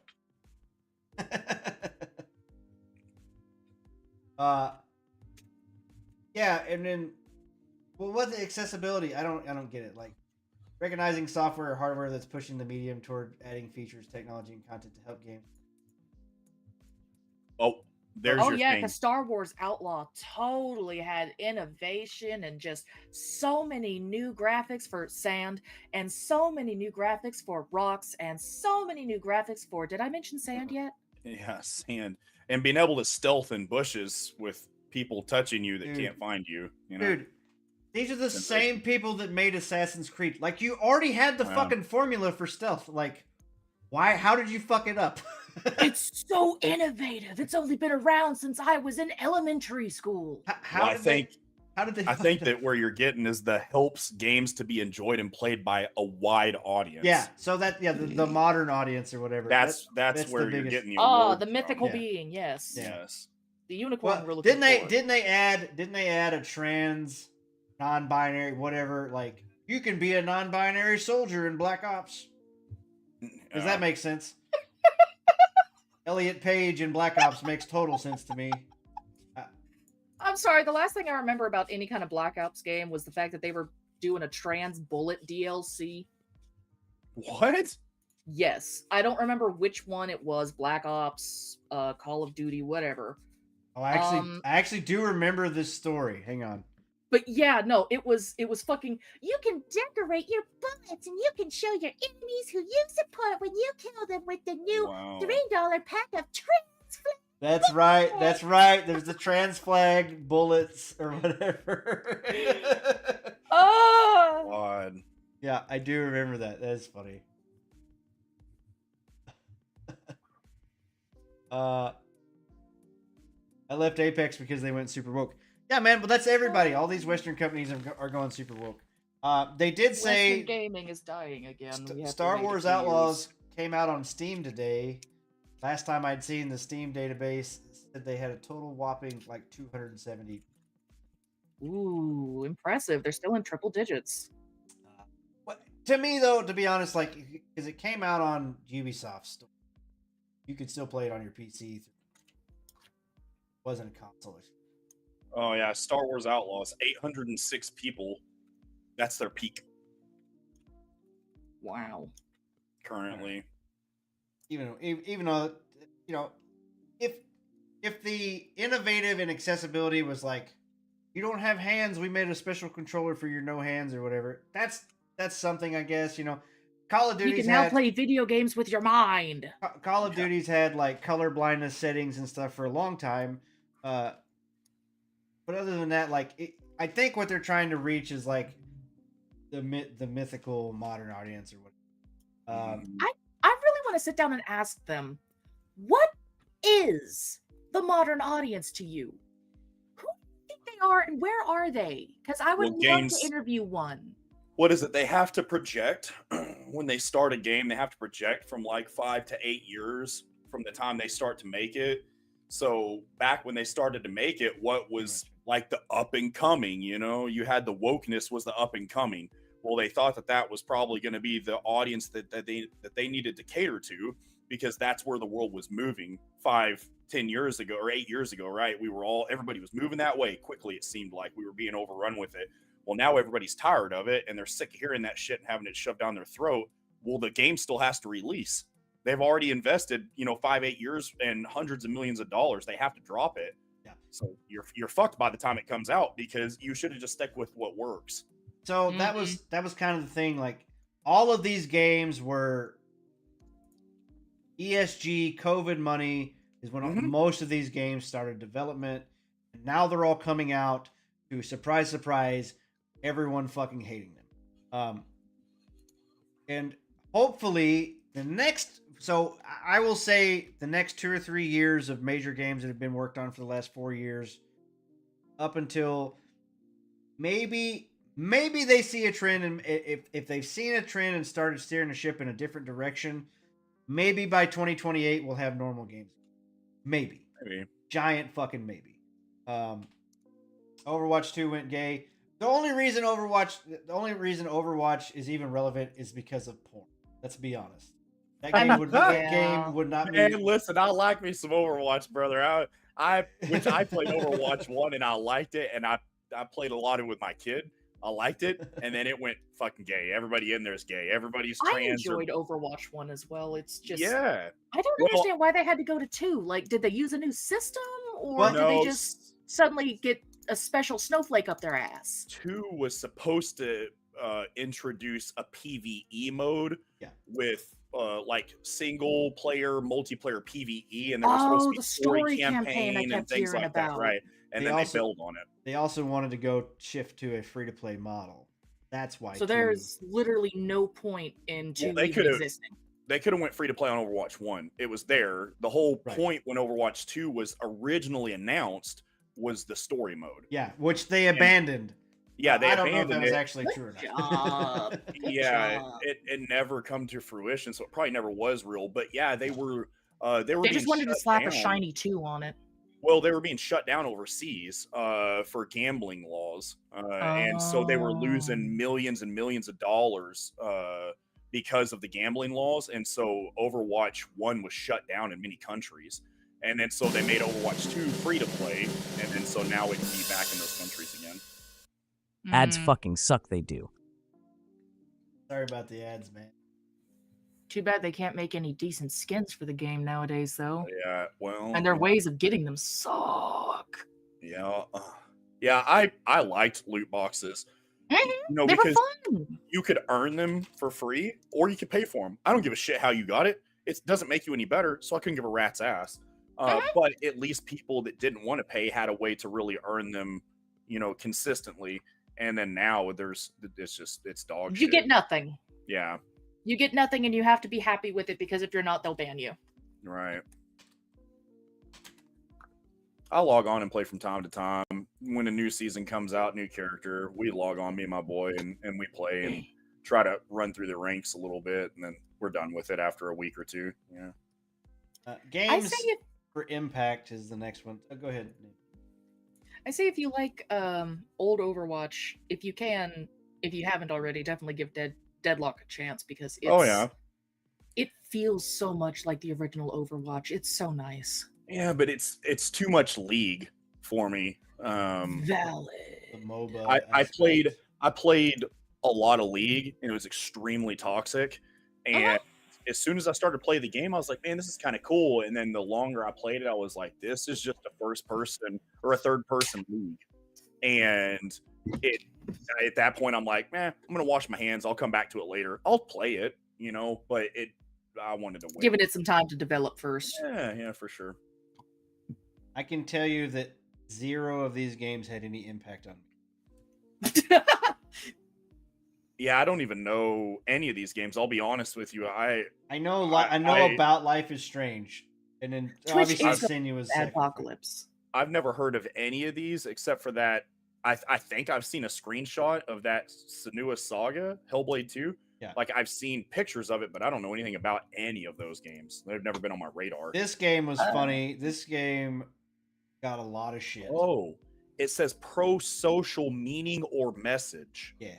So this was made by a black guy, an African guy made a game about Africa, and then kind of got weird when they said if you're white, you shouldn't play the game. And then it didn't sell that well.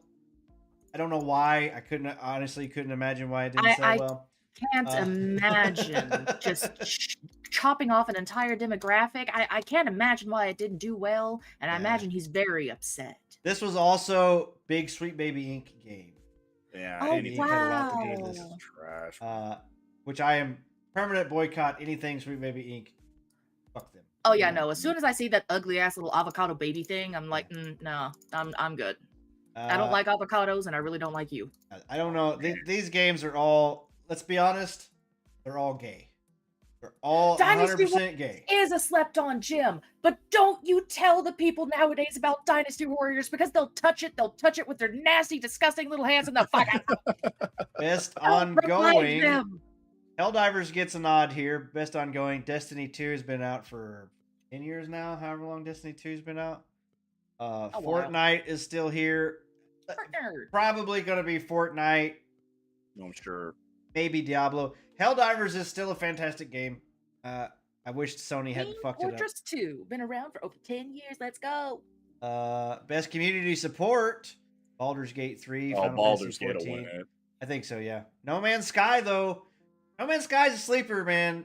I love No Man's Sky. I've been hearing a lot good about it. They keep pushing it, but as far as like community support goes, anything that has Baldur's Gate 3 written on it is going to win. It's guaranteed. I agree with that, yeah. I agree with that statement. I smell bacon. Best indie game. I would say Balatro is probably going to get this. Yeah, Balatro. Well, I hope. I don't know any of these. Well, I know Manor Lords. I never spent any time in it. I love indie games. I've never heard of this Animal Well. Pacific Drive, I've heard, and that's a very unique game. You've never Brandon heard... has spent some time in it, and said it's pretty cool. Never heard of Lorelei and the Laser Eyes? What the fuck is that? I haven't either. I don't know. I have a fucking clue. Are you showing something that we should be seeing? Or... Oh, fuck. I'm sorry. Fuck. There we go. I didn't realize I didn't have that pulled up. My bad. Bad. I was on the next tab. I was on debut indie game, not independent game. My bad. No, you're good. That was totally on me. We're not scuffed at all here, probably. Totally professional streamers here. We've been doing this for years. We know exactly what we're doing. Yeah, so we looked at best community support. Yeah, and then the next one, best independent game, Animal Well, no idea. I would say Balatro probably get this one. No idea what the rest of these games. This one here, pretty sure this is a gay game. Like, I'm pretty sure this is very LGBT plus or whatever. I could be completely wrong. I agree with you there, Chad. I don't understand why Lethal Company wasn't on here either. For what? Probably the support, the last one that was there, taking in info from other folks. Community support? Yeah. Company? Oh, that's true. Yeah, or independent game. Yeah. No, you're right. You're right. I totally blanked. One of these. I totally blanked on what Lethal Company was. I was thinking Battlefield Bad Company for some reason. Like, that game's like old as shit. Why are we talking about it? No, Lethal Company. I follow now. My brain read it wrong. No, you good. But yeah, no, I'm shocked that Lethal Company isn't anywhere on here because like everybody and their grandmother plays that game. I love that game. Yeah. Manor Lords. This is like the kingdom building one, right? Mm-hmm. It is. Yep. Okay. I have seen a streamer play that one. I have no idea what Plucky the Squire is. He's Plucky the Squire. Pacific Drive. Pacific Drive is it's very unique. But yeah, is this the one where you have to like build your car or something? Yeah, and it's like it's a first person driver game, but very story based in this weird. It's a driving survival game. Yeah. But there's this odd like. Yeah, there's this very odd. Oh my god, what do you call it? Like, this storm that's happening, but I can't think of what I'm trying to think of the term, and I'm losing my mind. But you're driving through this storm that has all these like anomalies and weird shit that's happening around you. It's very like it's a kind of a mind fuck game, you know? Like a geometric dimensional like destabilization. Yeah, some weird dimensional shit that's going on. It's very odd. I don't know how to explain it. It's unique in its own way because there's no other games like it, you know? I think I have seen a trailer for it where somebody's car, then it had like a bunch of bullshit on it or whatever. To me, it kind of looked like Risk of Rain, but a car. You know, when you get all your shit in Risk of Rain too, it's all like stuck to you or whatever. Yeah, and you have to like, you can go so far and then you have to stop, get out, repair your car, find fuel, things like that, then get back in and keep going type shit. Oh, so it's kind of like the Roblox game Long Drive. Never played that. It's based off of an actual game that I think is also called The Long Drive. I don't know. Okay. But it's stupid fun. You get chased by little mutants that are dressed up like soldiers, and you can run around. You have to not like Tarkov, but as a car. Tarkov. But yeah, it's interesting. It sounds interesting. I'm gonna have to give it a look. Another game that I'm kind of surprised isn't there for like indies and shit is World of Horror. Because when you mentioned no game like it, that's kind of one of the games that popped into my head was the art style, the playability of it. It's I never heard of that one. Alex Jones, interdimensional alien shadows return, frogs gay. Turn the frickin' frogs gay. I have a better name for this category, right? So previous one was indie game, best indie game or whatever. And then you go to best mobile game. It should be best spindy game. Spindy, yeah. Because these are all like free to play mobile games where they nickel and dime you to death. Except Balatro. It's not. It's a buy once and you own it. Okay. Yep. When I say mobile, normally the general term when you say mobile games. Like absolutely, yeah, they're free, and then you get smoked with ads and 99 cents here or $2.99 there. Well, these fucking gotcha games where you grind out and you're like, oh, you're just short. I'm gonna buy because I need more. I need to hit that gamble roll or whatever. If I roll one more time, it says I'm guaranteed to get a specialty unit because I've rolled 89 times. Yeah, right. I'm surprised something like Genshin Impact is not on there. Isn't that like one of the largest mobile games? That's where Zenless Zone and Wuthering Waves comes in. That basically takes over Genshin's spot. Zenless Zone Zero is HoYoverse, which is the same company. I thought Wuthering Waves was also Hoyo. No, it just says Kuro Games, so not. I thought it was too because it's the exact same fucking art style. Let's be honest. I played Wuthering Waves a little bit, got kind of bored of it pretty quick. It's okay. Zenless Zone Zero. These are all whatever games to me. Honestly, there's a couple of them that are coming out that I am interested in. There's one that is a Warframe clone, but with these anime girls. But I've seen that one. But a lot of the movement and some of even the attacks and stuff are like frame for frame the animations. And then there's another one, Project Mugen, I think is what it's called, and it steals Spider-Man's web slinging from the Spider-Man game. It's that exact same mechanic and frames as like web slinging around New York, and it's a mobile game. I'm excited about that one just to see how it's gonna play. Yeah, best spindy game. Who cares? Pokemon trading card game. I don't know. That'll probably wind up taking. I agree with you, Chad. Zenless Zone Zero has made me question some things as well. Like, why is it when I first heard about the game, it was just because of one character who liked feet?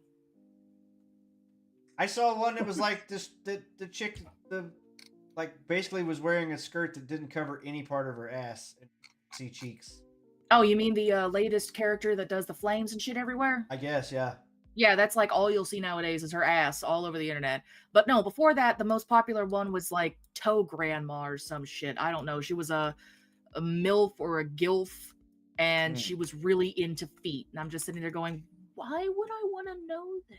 Is that weird that I'm like harder than a diamond in a snowstorm? You talking about grandma toes? Well, then I guess you need to go check out ZZZ. Let me rub them bunions for you, Meemaw. Let me get that. Here's a category that 3 people played. Best AR VR game. Oh, dude. So I own a VR as well. Arizona Sunshine, Asgard's Wrath, like those are all good. I didn't play the Batman, never really cared for Batman games. Metal Slinger, I played on PC, loved it. Very unique gameplay style. And of course, Metro's just good. I like Metro. Yeah, but I don't understand how you have a best AR VR game and Half-Life Alyx is not on that. That is hands down the best VR game like known to man. I wonder though if it's like current, like what's come out in 2024. Must be. It has to be like the new. Yeah. These are all 2024 games. Yeah, Metal Slinger could be very cool in VR. I haven't played it. I played it in PC, and it's probably going to be really cool. It would make a great VR game. I charged my headset up, planning on getting VR chat set up because I played VR chat with Nim. Join us. And I charged it up, and then that's it. That was like a month ago, and I haven't touched it since. Like, I was like, dude, we have to play VR chat again. I'm starting to drag others into it, kicking and screaming. I really think so. I didn't play Warhammer. I didn't play Space Marine 2. I'm going to give this one to Stellar Blade. I know some people may give it to Warhammer. But as far as the other, I like Stellar Helldivers. will probably win it. I hope it does. Yeah. They need to win something. For fuck's sake, they need to. Yeah, Stellar will probably win that. Warhammer is cool in its own right, but it doesn't have anywhere near the following and love that Stellar did. Yeah. But I'm afraid Black Myth will honestly win it, like truthfully. Yeah, probably. Yeah. Yeah. Yeah, just so you know, Chad, you don't need a VR headset to play VR chat. Half the time I don't use my headset when playing it because I can't stream it from my headset anyway. That bitch overheats so bad. Dragon's Dogma 2 should have been in that category. The Dragon's Dogma kind of... I don't think it flopped so much, but it definitely did not stay in everybody's radar. No, I kind of well, forgot it came out. Again, it was another poor ass performing game. So it's like people are letting it cook now. Like, I want to play it, but it performs very poorly. Best action adventure game. I think Astrobot would probably take this one. I can see Astrobot taking it. Either that or The Legend of Zelda Echoes of Wisdom. I watched somebody play this. This is definitely not a game for me. Not me either. I can see the cozy fucking crowd liking it quite a bit. Bro, how the fuck is Star Wars Outlaws on there? Who fucking knows? Well, it's an adventure trying to find anything. Think of it that way. Yeah. Dude, that's such an ass game. Who the fuck paid for that to be there? You didn't want to get the $300 pre-order DLC? So here's an article, another tab I have pulled up here. Star Wars Outlaws is dropping Force Stealth, so instead of being reset when you get caught sneaking around, you can... They're actually removing some of the dumb mechanics. Why did they have to pick a woman who looked like Ripley from Aliens and just make her ugly? So if you go back to the best actor, I think it's her voice actress, and her voice actress is beautiful. And they didn't model the face off of the voice actress. They gave us this, whatever the fuck that is. Silent Hill 2. See, this is a big thing about Silent Hill is like, I don't know. I guess people like it and enjoyed it super well.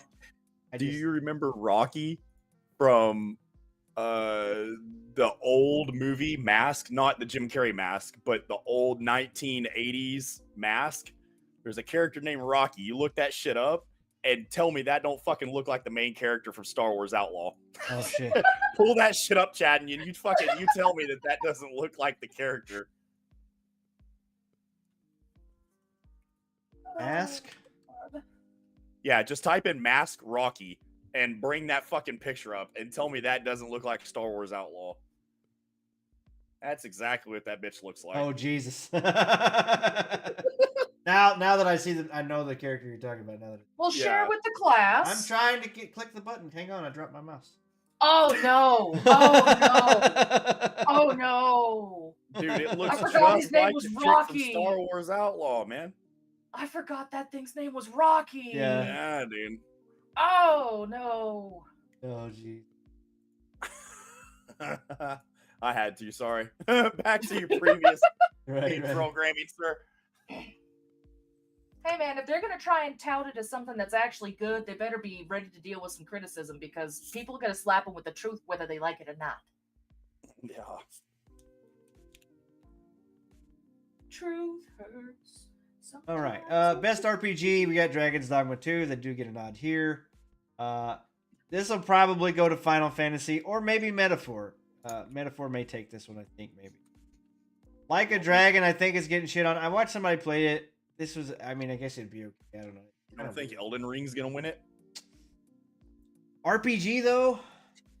Dude, it's Elden Ring. Yeah. Just the cult following behind it. It's just like if Baldur's Gate 3's on it, it's gonna win it. I don't think. Well, okay, so Final Fantasy will give it a run for its money. That's the only contender I see in this. I didn't look up the numbers, but I don't think as many people came back for Shadow of the.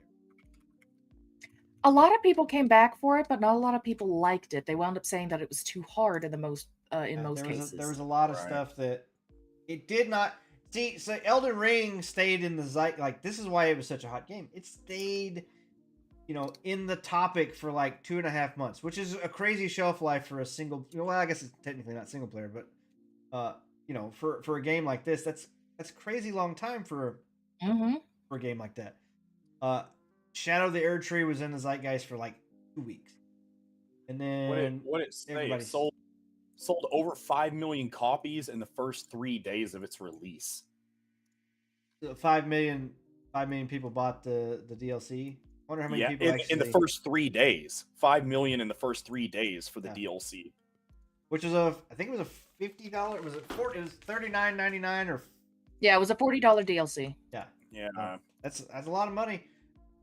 It's just more Elden Ring too, and if people were wanting to play more Elden Ring, they got it. So it may take it. I don't know. Final Fantasy though is just like, again, it's that nostalgia, huge following nostalgia.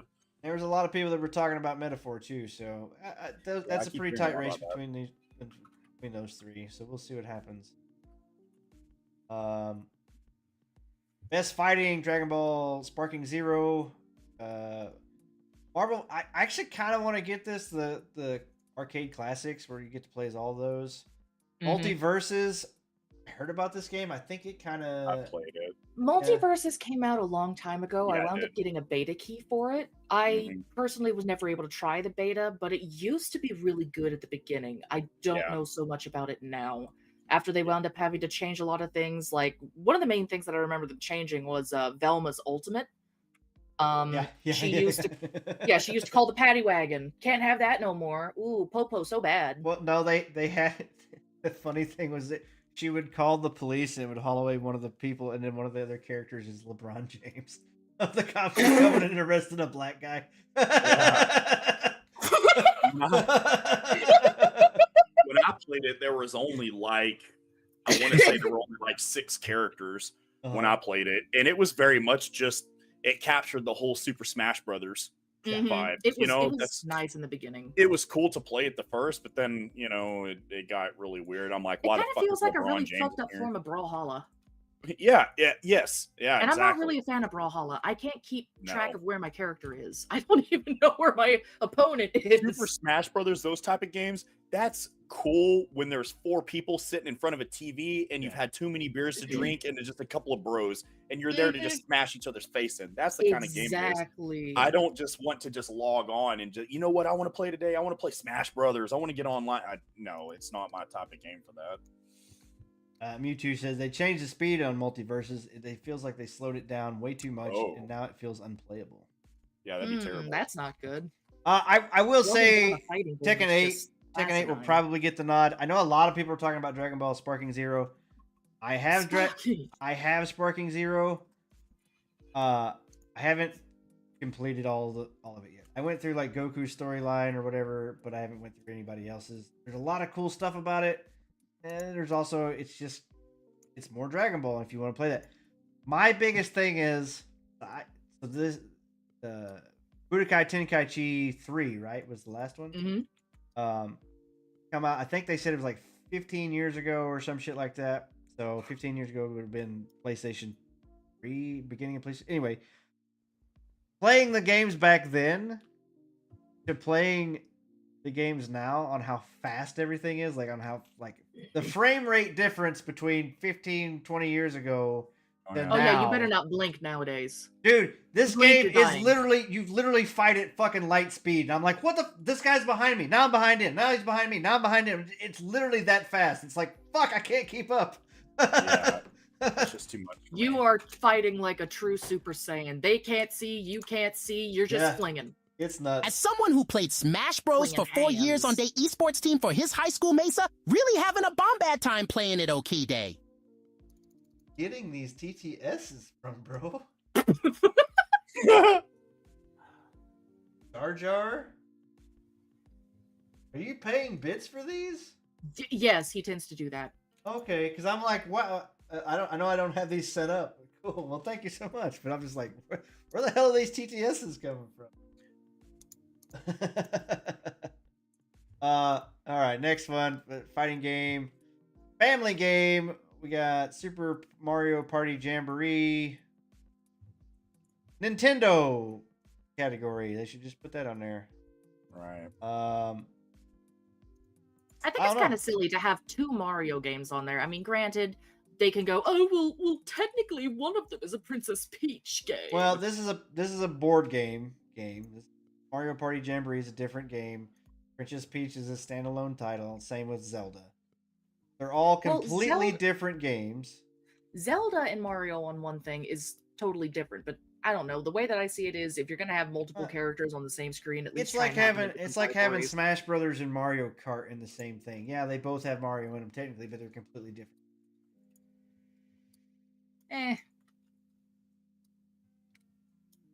Family games. Okay, I don't know. This doesn't really.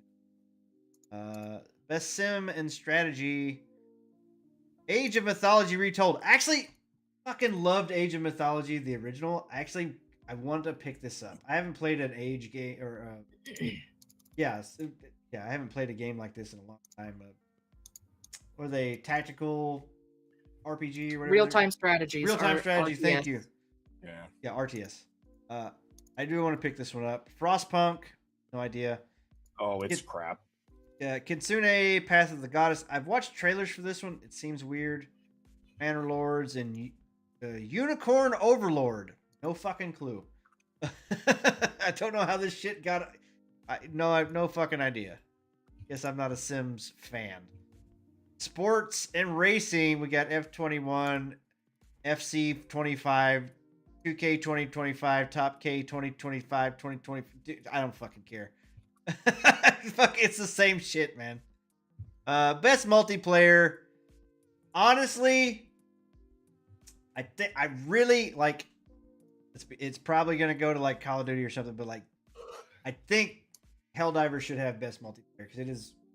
You shoot your teammates, so there's friendly fire on and shit like that, or you toss in a fucking airstrike and it fucking blows away your teammates on accident. You're like, oh fuck. Right. It's a very cool like situation.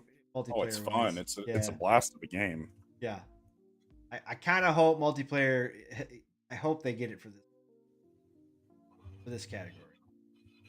Best adaptation for game to movie. Did you like Fallout the series? Yes, I did, and I didn't. Yeah, I'm in the same boat. And again, it's like it's tapping into the nostalgia type thing. So I love Fallout. I love those games. And there was a lot of shit that I was like, oh, this is badass. I really like it. And then there was some stuff in there that I'm like, this is really odd. I don't understand why it's in here. But, you know, I get they have to have adaptation. But overall, I like the show. The story had a lot of holes in it. I thought the costuming and like weapons and like all that art design was awesome.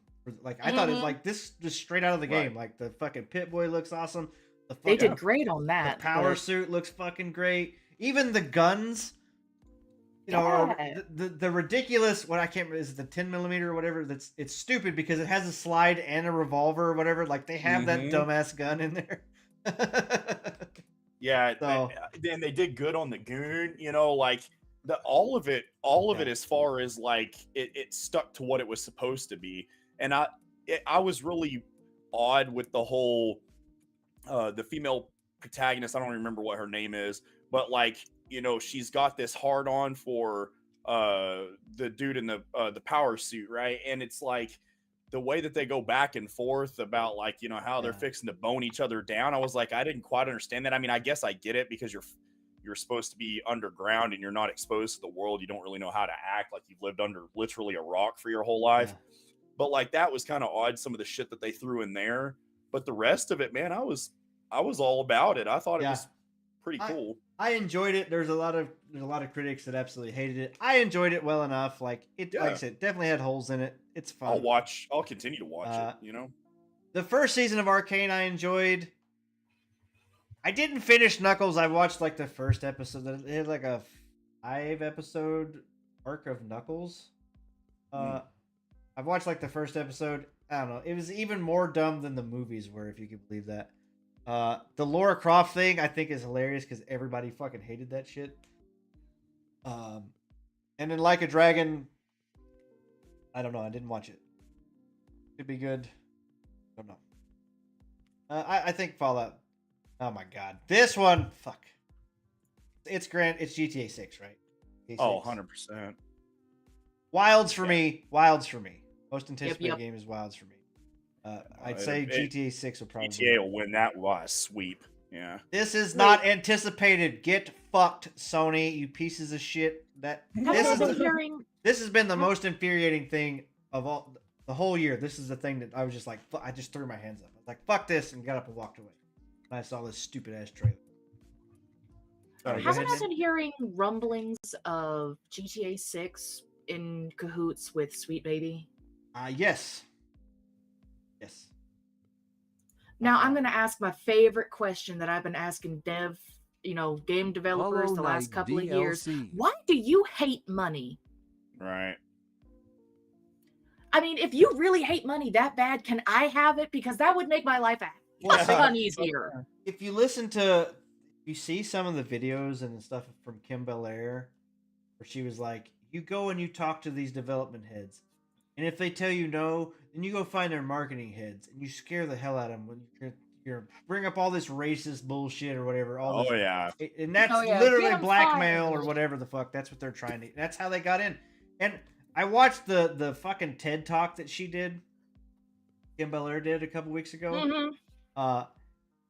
She explained. She said at one time in like 2020 when they first started, when they got really big, when it became a thing or whatever, they were working on 70 titles. Yep. They had their fucking hands in 70 titles, dude. At once. And now, what do you know? You look at their website, it's fucking black. And they can't fucking write. They're a writing consultancy company that can't fucking write. My biggest thing was she was whining and bitching because people were harassing her or whatever. And I said, if you would have just been a good fucking writer, nobody would have cared. You could have told your stupid ass stories in a way that was compelling enough that people could have, if not preachy, not condescending, all of these things that people were like, I don't want to fucking listen to this. That's why they don't play it. That's why they hate you. If you were a good writer and you understood the customer, then none of that would have been a fucking issue. None of it would have been a problem. You're the problem. Now, Maine, we can't be too mean to them. They might cry. I don't give a fuck. They're Canadians anyway. They don't even count.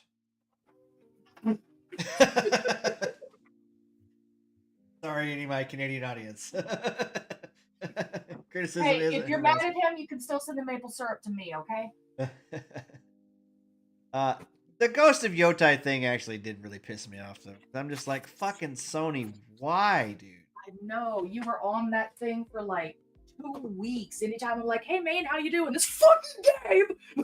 Dude, this set me off. I make shit up in the top of my head, and when I write things down, and yet it still comes out better than any of the shit they... Yeah, dude, I know the same thing. Like, I challenge myself when I think about these, like, trans characters and stuff. It's like, I could do that better, and I don't give a fuck. You know what I mean? Anyway, moving on. This is Rant Central time. Content Creator of the Year. I don't fucking care. All the rest of them are trash from there out. Yeah, best esports. I don't watch esports. Oh, wow. I don't know anybody that watches esports. I used to watch esports back when I was still really into Smite because I actually was in the betting pools and shit. I was almost pro. But I don't know. I don't watch them so much anymore. I don't know. Ricora, yeah, let's vote for the VTuber. Fuck it. Let's give it to the anime woman. I'm fine with that. I don't know any of the other ones. Queso? I don't know Chips and Salsa. No, I don't know them. I don't know, man. Queso is just like an internet meme. I only know him because of my kid. And he comes up to me all the time and he shows me these shorts from Queso, and I'm like, oh Jesus. So the time he broke his fucking floor when he jumped. Jesus Christ. I purposely try to watch smaller streamers. Like it kind of hurts my feelings when I watch a streamer that grows and then they get partnered and I'm like, I can't watch you anymore.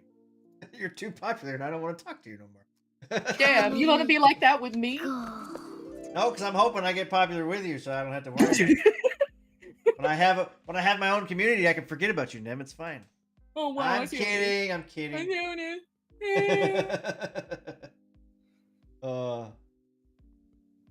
Yeah, that pretty much wraps it up.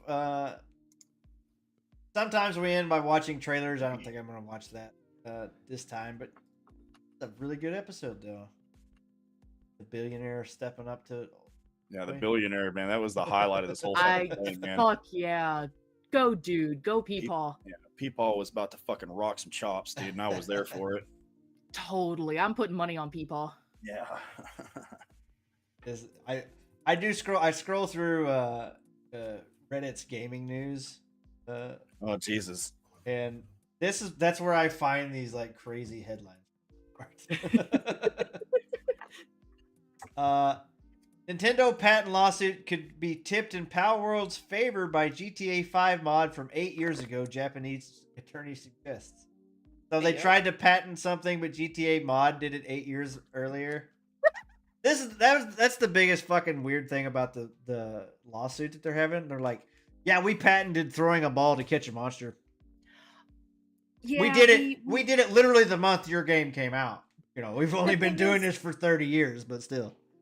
There was another guy that wound up actually doing some research. I don't remember if I ever sent you that video, but he's like, there was another game that came out before even Pokemon Go that wound up doing this. It was like 7 or 8 years ago itself. And they're like, no, you can't do that because this game had it first. So if anyone's going to do the patent, it'd be this guy. So fuck off. I'm like, it's all confusing. Talking about Bob Barker. Rest in peace. Bark, bark. Oh yeah, the press is wrong, Bobby. Bust his ass. And yeah, I've seen that crossover where they have like the super Leon in a wig. What? Yeah, Leon in a wig and a dress. Basically, they put fucking Nemesis from Resident Evil 2 in a dress. And they went, look, it's our Nier Automata crossover, isn't it great? Oh, yeah. It was for Rainbow Six Siege, right? Bitch is built like fucking Nemesis with Leon Kennedy's face. Bro, and you took it from like a Stellar Blade level and you turned the bitch into a man. Mm-hmm. Well, oh my god, the first thing I thought when I looked at her was stars. Yeah, that's terrible, dude. Yeah. I don't think there's really those sexy characters in Siege, though. I mean, like, they just used the same body type and then threw that dress on them. Yeah, it was. Which is why it was a mistake. They should have done something else. Money, yeah. Crossover like, money. they could have done the crossover of the male character. I know there's a male one. Nier? Well, sex sells, and so, like, I get you bring her over, but, like, you just botch the fuck out of her. Like, if you're gonna build her like that, just don't. Right. Don't. Just leave her alone. I've been recording gameplay footage of getting the Nier suits and stuff in Stellar Blade. That's like my B-roll for the start of the podcast. I'll just record and just play that. Whatever. Dude, still a great game. Still fucking fun as shit. The fights and stuff are really fun, and I also get to just stare at ass cheeks as you run away. All the cake. Minecraft movie's second trailer is better than its first, but it's such an incredibly low bar. I don't think it counts for much. That's true. That's such a weird. I'm gonna give it time and watch, but I don't really have any kind of expectations for it. I expect it to be another pile. Oh yeah, it's movies in general. Another turd for the pyre. All right, I'm just skimming through these real quick. We'll probably just end there. Here's a Fable combat is reportedly similar to The Witcher 3. There's a male and female protagonist. What? The last I knew, there was only a female protagonist. I'll be extremely surprised if there's a male, and I figure it's going to be very DEI ridden. It's going to be another game from my childhood that I loved that they're going to fucking destroy, and it's going to piss me off. Wait. Which one are they touching? Fable, the new one. No! Well, Fable, this is Fable here. That's already been, like, the trailers have already... No! There was only a male character in the first Fable game. Right. It's always been, and I don't care even if it's a female. I could care less. I just don't want it to be DEI ridden. Pushing this shit because she's a strong, independent woman. Right. Well, what is it like? She's a female, and the main negative is a man. Uh-huh. You know, it's like you're just playing that role. I don't know how much DEI is involved in it. I don't really know. I haven't kept up with it because it was Microsoft and they announced the game like 6 fucking years ago, and there's not much to it. God. Regarding the main character, Fable. Corden said that he had heard some time ago that Fable featuring dual protagonists game will likely offer players the choice of choosing between a male and female, or an A and B, or whatever, whatever they say now. They or them. Yeah. Uh-huh. Well, they can't just have a male or female. That doesn't work. They have to list 77 other ones.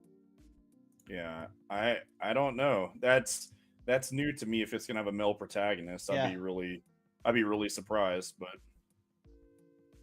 honestly, at this point, they should just ask people the same way I do about, which one do you want to be? Do you want to be a USB port or a USB outlet? Or a plug-in or port? Did you see it? Did you see this Steam announcement? Steam Season Pass policy updated warns developers it must be ready to clearly communicate DLC content. So, I think they're saying that they're going to demand refunds if they don't get what they're supposed to. By offering a Season Pass, you're promising future content. Valve's new guidelines read: in the process of launching a Season Pass, you will be asked to commit to a launch timing for each content release in the Season Pass. That launch timing is a commitment to both customers and Steam. If you aren't already clearly communicating about the content included in each DLC and when each DLC will be ready for launch, you shouldn't offer a Season Pass on Steam. Even if there has not yet been a customer complaint, Valve may take action if you delay DLC more than a quarter, 3 months beyond its release window you originally promised. That action may include removing Steam Season Pass from sale, refunding customers the value of DLC, or allowing customers to refund the entire season. Good. You know what? I like that. Good on you, Steam. Stand up for the gamers, man. That's what we need. But don't that's you know? That's why Valve will always succeed, is because they're there for the gamers. But don't you know there's hate being spread across Steam right now? All this speech is.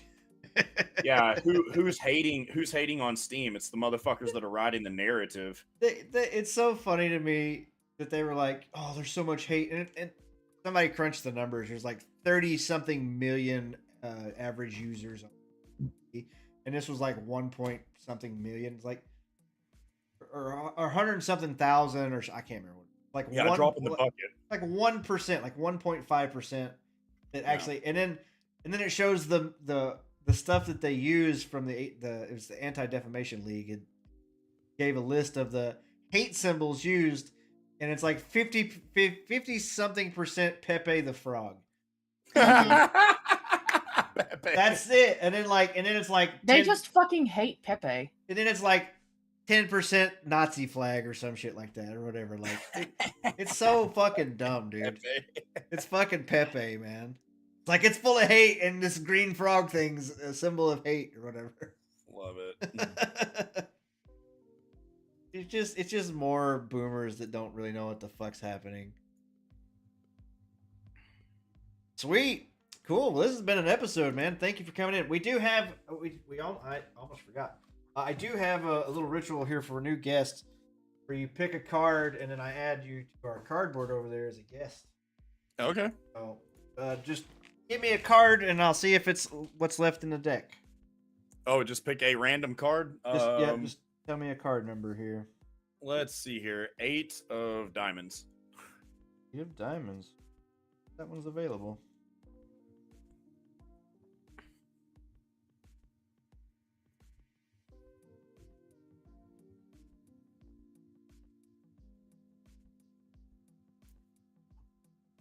Eight of diamonds. Cool. Oh, BTW. A little thing about Steam. Fuck is this coming? Basically, almost all of the wallpapers on Steam's wallpaper engine Dude, this are TTS. actual porn. 3D rendering videos. The TTS he just used sounded like a Budweiser Ford commercial TTS. Commercial. I had the fucking music and the voice and shit. Oh my god, Awesome. that's hilarious, dude. That's great. Fucking But don't awesome. forget the pin color. Yeah, I'm working on it. So pick a color. Green. If it's there, green. I got green. Got a highlighter. Somebody fucking put these in upside down and it wasn't me. I'm fucking with my shit. Ajax just casually Oh, putting your my- shit away upside down. Wait.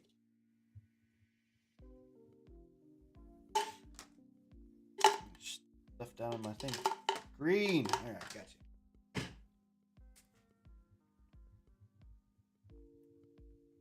Yeah, man, and we do this. We do this every Thursday. We go live on Twitch and YouTube. Like I said, I'm trying to get everything lined up to get kick and roll. Yeah. Man, if I'm around on Thursdays, man, my schedule is always like crazy hectic. I mean, you know, we've been trying to get something going for a while now, but like, Right. if I'm around, dude, I'll definitely jump on. Yeah, I like sitting around bullshitting about video games and the trash that's happening and stuff like that. So it's always fun. Yeah, for sure. So I had it at one point in time a few months ago. I had a panel show. I actually had like 6 guests on.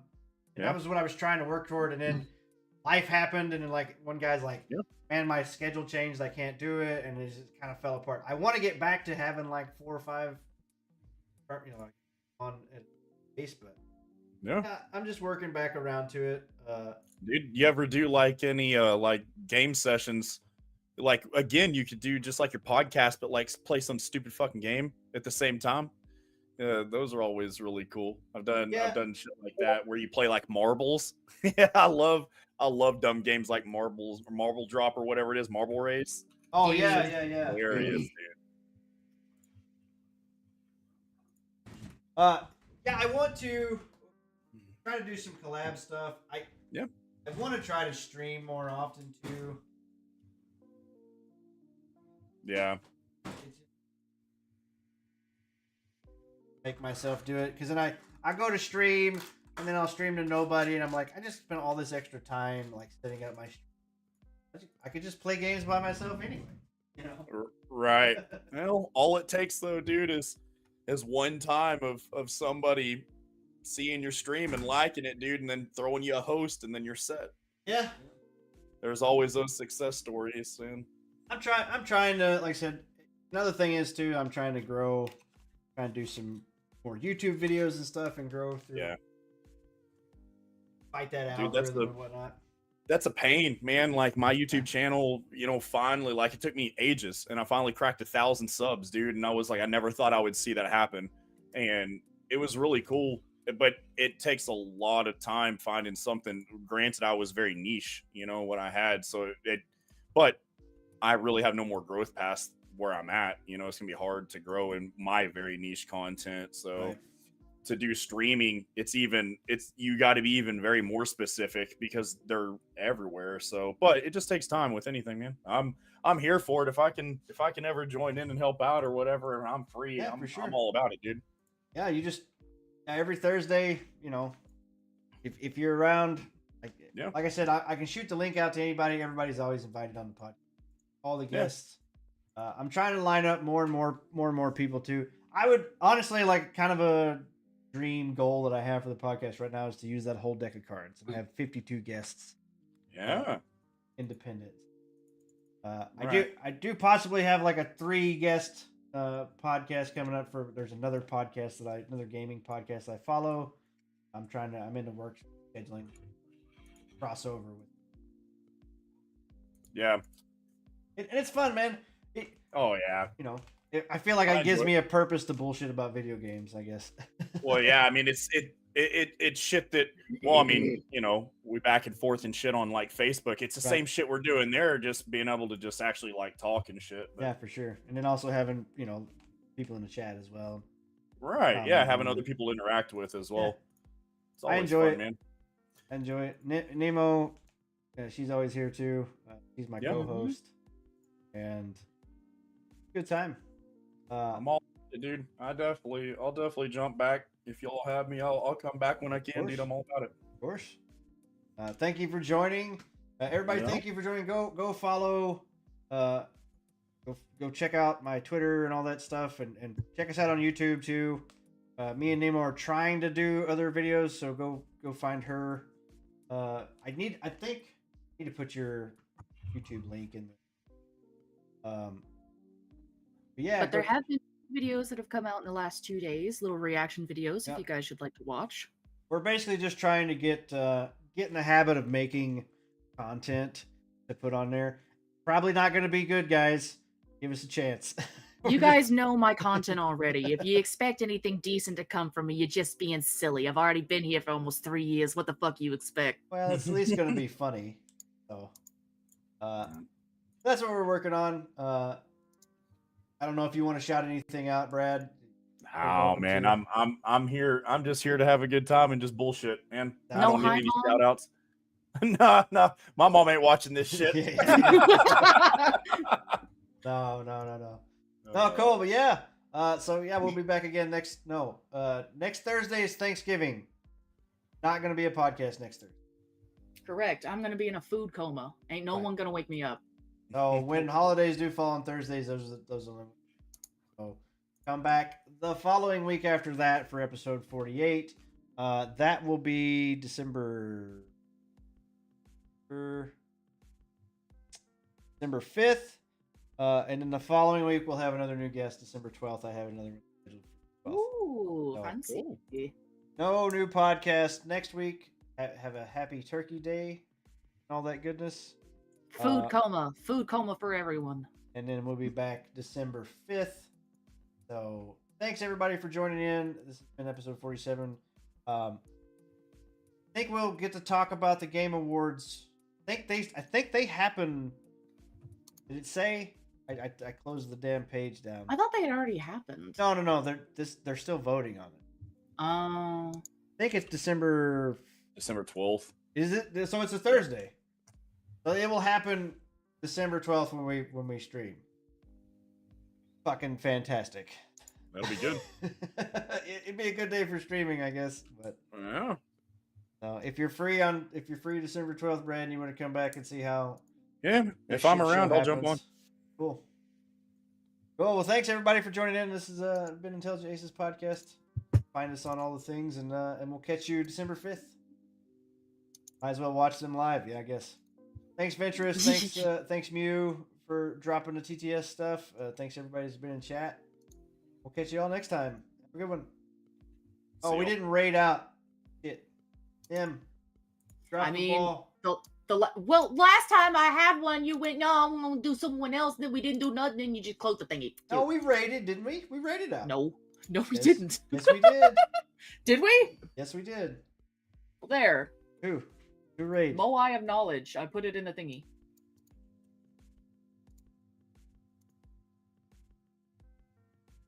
Moai of Knowledge? He's a smaller VTuber that I watch every now and then. Okay, we're gonna raid over to this person that Nim suggested. Bye bye. Y'all have a good one. I'm out. Have a good one, Brad. Have a good one. Later.